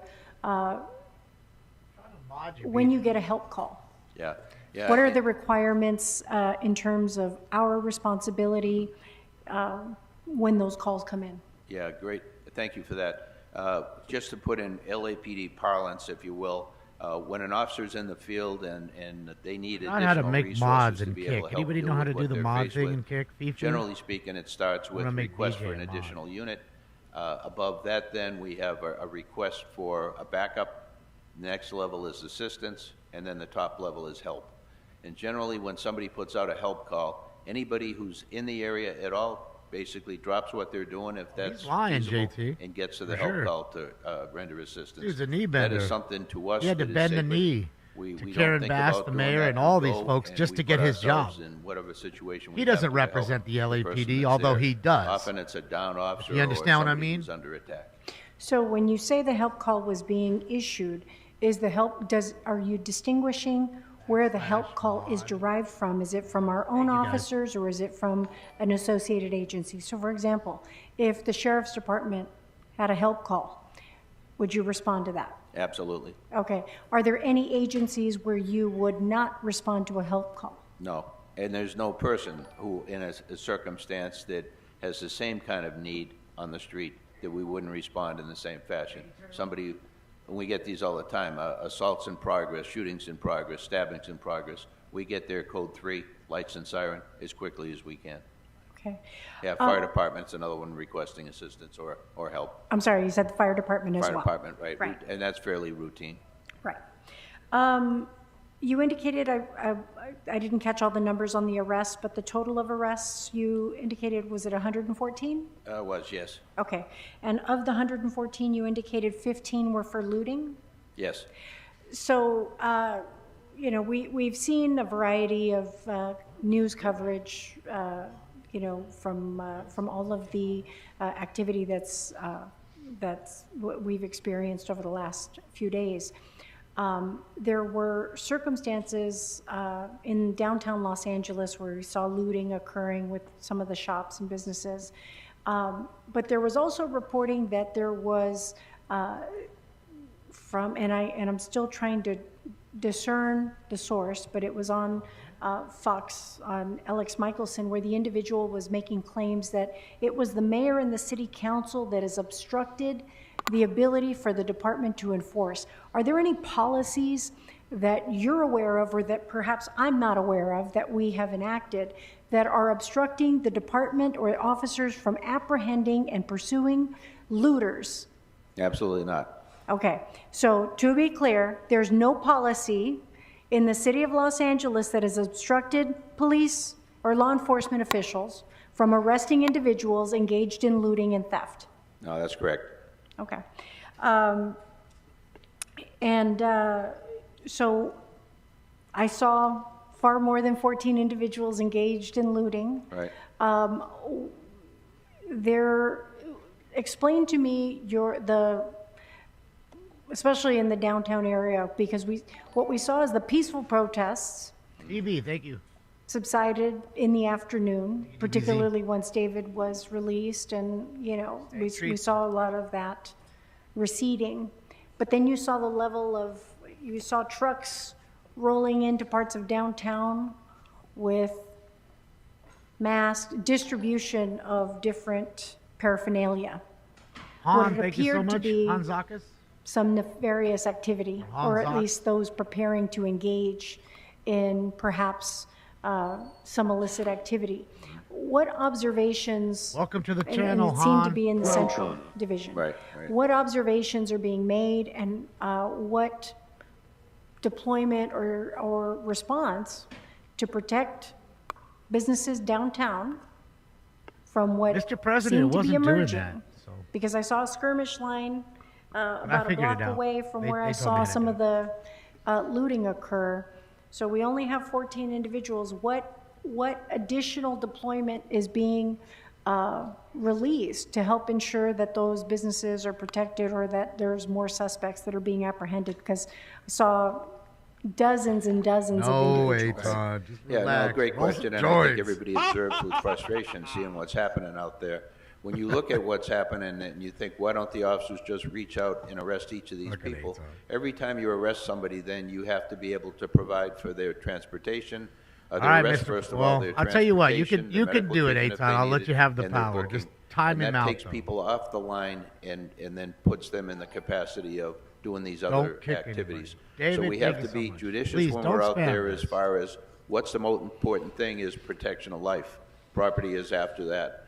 And so the incident commander is monitoring as much as we can based on all of the material available to them, video downlinks or on TV, watching what's going on in that fashion, and readjusting our response based on the resources available and the priorities that are listed ahead of them. Oftentimes during these same periods, while you're focusing on one incident happening and somebody's looting a store, there are other things such as other help calls going on for officers being under attack. That takes a priority over property crimes. So without looking at a specific incident, I can't tell you, but what we did to ramp up, initially on Friday, we were deployed for a regular Friday night. We were not aware that we were going to have what happened on Friday because it wasn't pre-planned. I guess. So as we went into this operational period, we continued to bring in more and more resources. We mobilized the Office of Operations. We put out a request through the Sheriff for mutual aid. And yesterday we had 14 different agencies working with us to try and maintain order throughout the city of Los Angeles. And so as we move forward, we will continue in that posture, looking at other options as well to be able to do what we can to maintain the safety of the people of Los Angeles and the property of business owners, residents, and other facilities throughout the area as well. Okay. We were no stranger to setting up, because we saw it after the looting that occurred back in 2020, how the department could apprehend a lot of those suspects. And in fact, this council approved $14 million, if I recall correctly, for after action report, implementation, training about how to do all this work right. Amada, you recall. 14 million. And so all of that was expended and given to the department for precisely this reason, was to prepare for these types of events. Right. But we also saw certain instances, and I'm sure we can discuss these things in closed session. Right. But in terms of some of the tactics and approaches that are used in dispersing crowds to make sure that we are being as judicious as possible, cautious as possible. Big as her face. Stupid looking. have you looked at who's being deployed on some of these front lines to ensure that that training has occurred? Because we dedicated a lot of resources to ensuring that the response is appropriate. And so I don't want us to be further down the line with more liability payouts because we weren't being thoughtful about who we're putting there. Do you think we're not being thoughtful about this? I'm asking you. We are very thoughtful about this. We're putting our people in harm's way every day they go out there. Chief, I'm We asking take it the very question. seriously. Chief, I'm asking the question Getting spicy. about has there been an evaluation of the individuals that are being deployed and that the training has been conducted? And the reason why I ask is I get it and I understand the tensions are high. His tactic. But my question is, to protect this city, are we doing that level of evaluation in this process? Our patrol officers are formed up into mobile field forces to get a rapid deployment when there's an emergency to be able to address the need. They are trained in crowd management, crowd control on a variety of different fronts. We then bring in Metropolitan Division with specialized assets for crowd management and crowd control, and they're extensively trained for this purpose. So we're doing what we can. We're right in the middle of this now, so to be able to come up with an assessment on this kind of thing, we got to be pretty broad at this point. We're happy to look at all of these issues down the road. But yeah, our people are putting a lot on the line, getting out there and doing what they have to protect the residents of this city. And we put our people, who are probably among the best trained in the United States on police tactics, out there, and they've been doing a tremendous job. Right. I just want to make sure, because we learned some very tough lessons in the wake of 2020, and we spent a lot of money for additional training that the department determined they needed in order to be better prepared for circumstances just like this. Right. So as we're reliving this, I want to make sure that all of those efforts were being exercised as we continue to do that. And that's what I'm asking, because that's going to continue to resurrect. We have incident management teams now that are deployed, and I'd say I would put them up against anyone in the country or maybe the world as far as their ability, when they're trained together, to come in and manage an incident like this. I've been out there and I've been watching them at the command post, and we now have a unified unified command post with all the other agencies that are involved. And it is exceptionally impressive to watch them in action, what information they have available to them, and what they're doing in a very timely way to be able to get resources rapidly to where they're most needed. Okay, thank you. Thank you. Thank you, Councilmember Rodriguez. Councilmember Price. Thank you, Mr. President. Chief, thank you for the report. It's kind of a follow-up to Councilwoman question. But what are we doing what's the department doing to reduce the number of injuries and to ensure the safety of protesters and personnel? Anything special, anything different? What are we doing? Make sure the protesters are okay. Be more careful, more cautious. I mean, I don't know how to protesters are describe the level of restraint that we've seen by our people out there. We have given dispersal orders over and over again. We've given everybody every opportunity to leave the area. When we have the resources, then we will act on that and hold them accountable and arrest them. We haven't had the resources available to us in some cases where we otherwise would have made arrests. So I think we're being very cautious, very judicious. My concern is for our people on the front line, certainly, and any individual then who's in that environment as well, that nobody gets hurt if possible. But those that are assaulting police officers or other people in the environment, we're going to use the force that's appropriate to be able to take them into custody. Mm-hmm. And how are we funding the personnel in these activations? Can we recoup any of these costs? That's a right. question I'd have to answer after I spoke with our financial experts and probably the CAO's office as well. I am not sure where we would go to recoup those costs. Okay, thank you. No, thank you, sir. Thank you. Is that it, Ms. Price? That's We'll it. get to the public comment now. Councilmember Padilla. Oh, always another one. Again, tensions are high.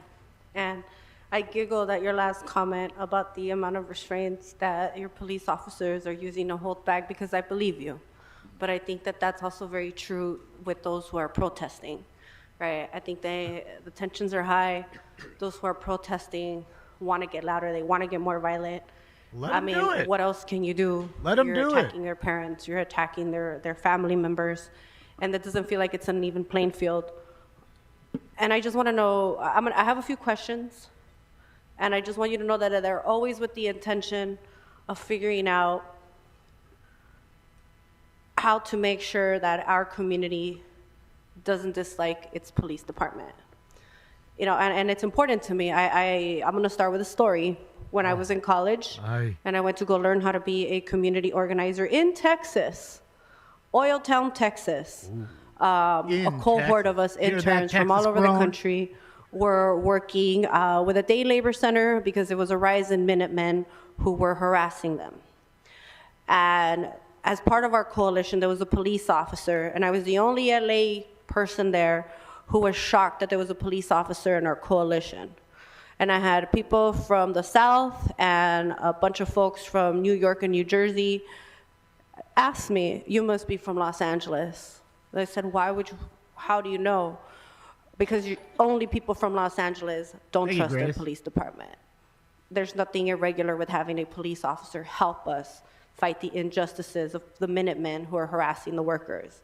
And it always stood with me that it is possible for your community to not feel the way people like myself maybe grew up with the experiences that we had in the 90s. And I think that this is a really good time for us to really prove that things have changed. Now, as leaders, we're doing our part, asking our folks to protest peacefully, but I still think we need to do more to be creative about really showing that this is a department that cares about the people of Los Angeles, and is a paramilitary organization, is responsive to those above it, like the council and the mayor. And I know that there's policies that sometimes trigger you being responsive and in cahoots with other law agencies, but I still think that more can be done. So here's my questions. My understanding is that for folks who do engage in terrorizing the vehicles and in the looting, technology has changed. You have the technology now to find them and arrest them. Is that correct? Well, we have technology that will certainly help us do that in many cases, and we're going to go aggressively after those that we have on video to be able to identify them and hold them accountable for their actions. My understanding, too, is that now with AI, if somebody breaks into a car, it's so much more faster to find out if they've, like, taken off to other parts of the county, correct? Thank you, Wayne. Yeah, potentially the cars could be tracked, some depending on the type of car.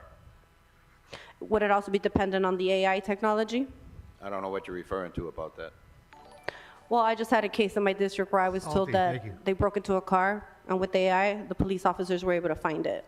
Yeah, AI is Maybe a it had broad a term. I'm Tesla? not sure on what tool they Tesla mean. Sentry There's mode? a lot of tools out there and a lot of investigative tactics to find people, and we'll use Probably whatever's your available homies legally putting a to us swastika on a to hold Tesla. people accountable. Okay, so then I guess One of my those next down-ass question kids? would probably be for whoever has the expertise of technology for your department. I think if you narrow the question down, what do you mean by AI? Well, that's where I'm getting to. Okay. Can we use technology, like AI technology, to create a situation where your department can identify, hey, there's agents, non-city of LA, Thank you, Base. in a neighboring town, everyone go on alert in a way where you can support our business community and our immigrant community to know that it's time.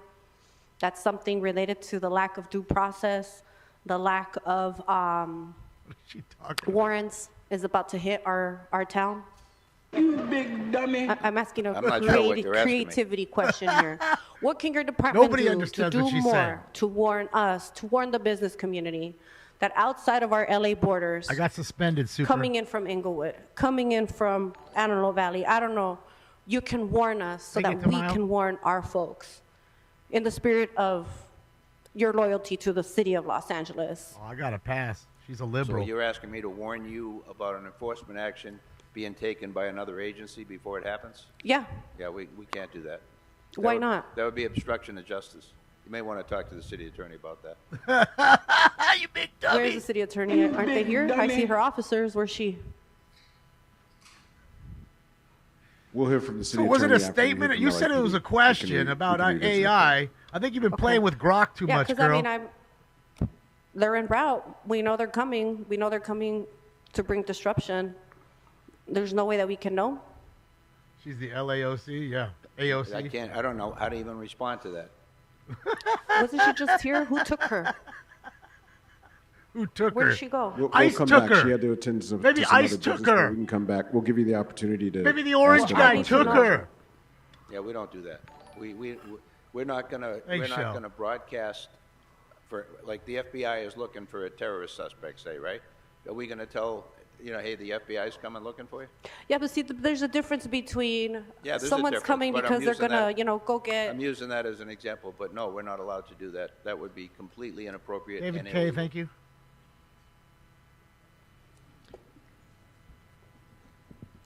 Is she coming? Is she coming? She'll come later. She'll come after. We will hear from her after we hear from the chief. She out back taking a shit. Councilmember Soto Martinez. I'm sorry. Were you? I'm sorry, Councilmember Thank you, Padilla. Turtle. Did you have more questions? Well, the majority of my questions were going to stem from that. Okay. We'll circle back to that. Councilmember Soto Martinez. Thank you so much, Mr. President. You've been playing with Grok too much. I understand tensions are high, but She I don't said have it was any a questions, question. but I It do seemed want to more make like a statement statement. I don't know. a lot of things we're discussing right now. Many of my colleagues have already asked a lot of questions that I think are appropriate, but I want to bring this body and hopefully the entire city of Los Angeles. That's why the to what city's I in think shambles, because these idiots. should be our goal. Not in even this literate moment. to the law. And that's to making sure we keep families together and doing everything in our authority to Take make them sure all. we keep Take them the together. whole family together. That should be the goal of the city, and every personnel that works for the city, whether it's a proprietary department or in control of this council, should be working towards that goal. To the public and to my colleagues, they are going into workplaces without a warrant. They are going to our libraries, they are going to our schools, and their Adderall's goal kicking is in? to abduct our parents, family members, and children. That is the crisis that we are dealing with right now. The city was working just fine until the federal government decided to come in. Yeah, that's what the They have the caused mayor the already told us situation. that, dude. We They're heard the escalating the script. situation, and they're doing We that heard the by script, bringing little armored puppet. vehicles, bringing in the National Guard, and sending John. 700 Marines for no reason. They are adding to this issue, not the city, not as much as they are adding to this problem. And so we understand that in these situations, everyone has to do everything in their power Same to Democrat de-escalate script. the situation. Every single person needs to be here to de-escalate the situation. When there's Except for violence the on the city street, attorney, apparently. that is a distraction from what we are trying to accomplish. Angelica Sala said it very well.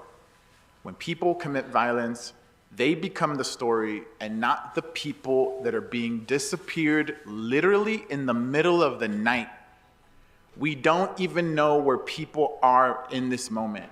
They are literally disappeared, and there is massive trauma happening in our city right now. So we got to keep a steady beat drum. We got to be disciplined, and we got to stay on message. And we cannot control what the federal government does, but we can control how we respond, how the city of Los Angeles responds. So, Chief, I got to say, I don't want to conflate things that are happening here. I know we're in a difficult situation. We have people that are part of the rapid response network that they hear of an ICE sighting and they go and they're trying to document and let people know their rights. We have a group of people that are mobilized to do that. I also understand that we have people that are coming out in the night trying to do destruction to our city. And then we have, like a rally we had yesterday, where we were supporting our brother David Huerta, that was very organized, but it was bold, it was direct, and we had some very clear demands. But seeing LAPD what appears to give safe passage to ICE on Friday does not help the situation. It builds distrust from the community with LAPD. And I get it, you can respond to that if you want, but you're gonna say, we don't engage in it. I'll finish in a minute. Sure. We don't engage in that. But it's the perception that matters. It is the feelings that matter from the people of Los Angeles. To see a reporter get shot with a rubber bullet, what appeared to be on live television, does not add to the de-escalation. We have to be mindful of the tactics that are being used by some LAPD members that is adding to the de-escalation. Because that is taking away from the goal of keeping families together. Just like a few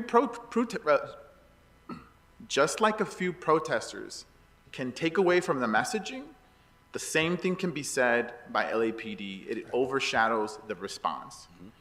So I just want people to remember that in this moment, everybody as a city has to live by our values and keep our eyes on the prize. We are fighting a white nationalist president that would like nothing better than to come into our city and deport our people. You're fired. And we have to use everything in our power to fight against that. And we also have to be on message, use the teachings of the civil rights movement, lead with nonviolent, direct action. It doesn't mean we have to be passive, but we can be bold and we can be confrontational, but nonviolent. We cannot give the people of the city, we cannot give the opening that they are looking for. We need to do everything to fight for our folks. And that, Mr. Chief McDonald, you also have a responsibility with the people that you oversee. Absolutely. And we take that very seriously. And anything that you've mentioned and other things that we become aware of, we investigate them. We do that better than any other department in the country, holding our people accountable to a very high standard. Got the light pole, too, that goes up for there. The time we're in right Came now. down the hill. But we're in day 4 of a very difficult time, so to be able to give you a specific answers about any of these, I'll have to wait on that. And I'll have more comments and questions in closed session. Okay. But I just want to say that for you and for the public. Thank you. Councilmember Park. I just want to say for that, I'm so glad that you said that for us. President. Don't speak I want to be very clear before I ask my questions. The folks that I'm about to ask about are not the peaceful protesters. These are the chaos agents who do not care about our city or immigrants or our communities. 23 businesses trashed, looted, people ripping up our sidewalks, our infrastructure, smashing and burning cars. I shudder to think what it's going to cost those businesses, what it is currently costing taxpayers to respond to this, and what it is going to cost us to clean up this mess when these demonstrations come to an end. So, Chief, if this conduct, the criminal conduct, not the free speech conduct, the criminal behavior, the looting, the vandalizing, and the violence, if that continues into a 5th night, what is our plan to stop it? We understand the strain on your resources and all of the issues that causes in other places. We're grateful for the activation of our mutual aid partners, but this is not sustainable. So what is the plan to put an end to the chaos? Yeah, not something I would talk about in open session. Is that a Tahoe? It is a Tahoe. Thank you, Councilmember Park. Councilmember Bro, Hernandez. that's a Chevy Tahoe. Council President. You know how hard you have so to much hit for that joining thing us like today. that? And I want to thank my squish colleague, it like that? Councilmember That's a Soto Martinez, Tahoe. for his comments, particularly around what is being seen. We're constantly getting videos illustrating different actions taken by LAPD that just seem out of line for the situation. My colleague talked about the reporter. I have lawyers posting up videos of them getting shot. I've seen videos of non-lethals being fired at protesters over 50 yards away on the other side of barriers. I have lots of questions, but I can get into those later. What I just want to say is that the Constitution is the supreme law of our land. And in this moment, the federal government is violating our Constitution, our rights as a sovereign city and state. And we have to be very careful. Rules for thee, but not for me. And if they are not following the law and the rules, it feels inappropriate to follow the rules that enable their actions here. So I just wanted to uplift that if we have to think about the Constitution, and we We can't be abiding by the rules when they are not. And I'm not saying we break the rules, but we have to figure out then how do we move differently Now you so that we want are the protecting Constitution. Angelenos from the violation of their constitutional rights. And I would also like to even think about other tactics. I know we're going to speak in closed session later, but I just wanted to bring that up. Thank you. Thank you, Councilmember Hernandez. And so before I kick to Hamburger Councilmember Hernandez. Lee to You're wrap fired. us up and take us into close, and I would just note the time to members, but I do want to make sure we say this in public. One, I want to thank Thought you we were supposed to get as the public president of this comment council and your department for the work for the that you've separate done. meeting. You know, Deputy Chief Guess Tigrides, I not. saw your officers come in direct contact with people, looters coming out of stores with merchandise in their hand and have face-to-face contact with them and pull some of those people under arrest and managing downtown and keeping the damage and destructive relatively contained, given how widespread it could be in the nature of the city. So I want to especially appreciate those folks. You know, this is tough work chasing people around in the middle of the night who are there for the specific purpose of carrying out crimes that they think they have the coverage of a protest that actually ended hours earlier. They feel like they have the coverage of that to do that. I think a couple things that I want to, again, say for the public to hear, and that is someone at midnight running around looting, even though there was a protest earlier, that person's not a protester. That person's a looter. That person's it's your criminal. voter. I have a lot of difficulty with those people being referred to as protesters because they're not any more than they're Dodger fans when this happens after the Dodger parade. Those people we don't say Dodger fans burned a building. We say criminals burned a building, and I would really appreciate it if we would make that distinction, particularly when there's such a wide gap between when the action happened and when these thank these them crimes for take blurring place. the line for you, I want to Marqueef. especially compliment, along with law enforcement, SEIU yesterday. I know, it's everybody else's around fault. their action had a rope line. They had monitors. People with masks came to get into the action. They said, no, you can't be a part of our action. So they did the work and worked alongside you. There wasn't a single incident that happened at that action. And of course, the news media didn't cover that at all. There were thousands of people there without incident. The news media didn't cover that at all. Let's be clear about who protesters are and who they aren't. Protesters protest. And people who loot are looters, and people who rob stores are robbers, and we should be clear about that distinction, and I ask you to do that. And then a thornier part, and I know this is thorny for you, Chief, and for the department, but it is a request I would put forward. If we know somebody's coming here to do warrantless abductions of the residents of this city, those people aren't our partners. They're just not. I don't care what badge they have on. I don't care whose orders they're under. They are not our partners. And sure, we have to protect the streets. I'm not objecting to anything that you did. I'm objecting to the characterization of them as law enforcement partners. Because they may be partners with other people, they ain't partners with us. And I want to be super, super clear about that. Again, just Watch your distinguishing wording, who's Chief. who in this moment. We gave you the job. You have Watch a job to your do, words, and you have Chief. to respond to calls. I get that, Get and I'm on not your criticizing that. But to refer to those people who are carrying out those openly unconstitutional activities, those are not our partners. And with that, I'll go to Mr. Lee before we go to closed session.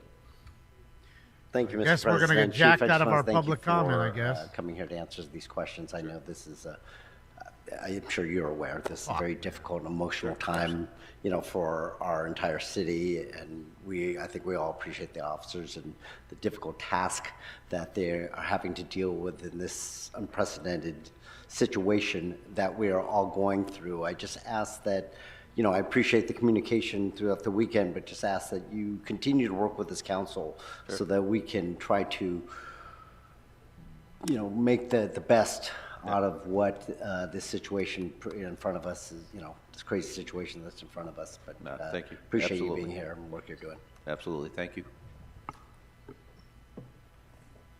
Yeah. All right, with that, I'll turn to the city attorney and we will prepare for a closed session with the chief, and then following the chief, we'll have the city attorney. See, Spindler and all them are sitting there. They're waiting to speak. We're going into closed session where we can hear more from the chief if folks have additional questions. Just put it online. And then that will be followed by the city attorney. Yeah, they got. Everybody got fucked for the public comment, you bastards. Fucked up. 3-inch shrimp, all of them sitting right there. Waited an extra 2 hours or almost to be able to speak. Had to listen to all that and then all of a sudden cut it. Because I know you motherfuckers remember right now when Grote said, don't worry, you'll have additional time to come back. When the Indian man was screaming, he's like, don't worry, you have more time to come back. You can come back and talk. We're going to discuss this in a second meeting. Then the second meeting started. I know you guys remember. I know you do. I know you do. I know you do. That's how they lie to you.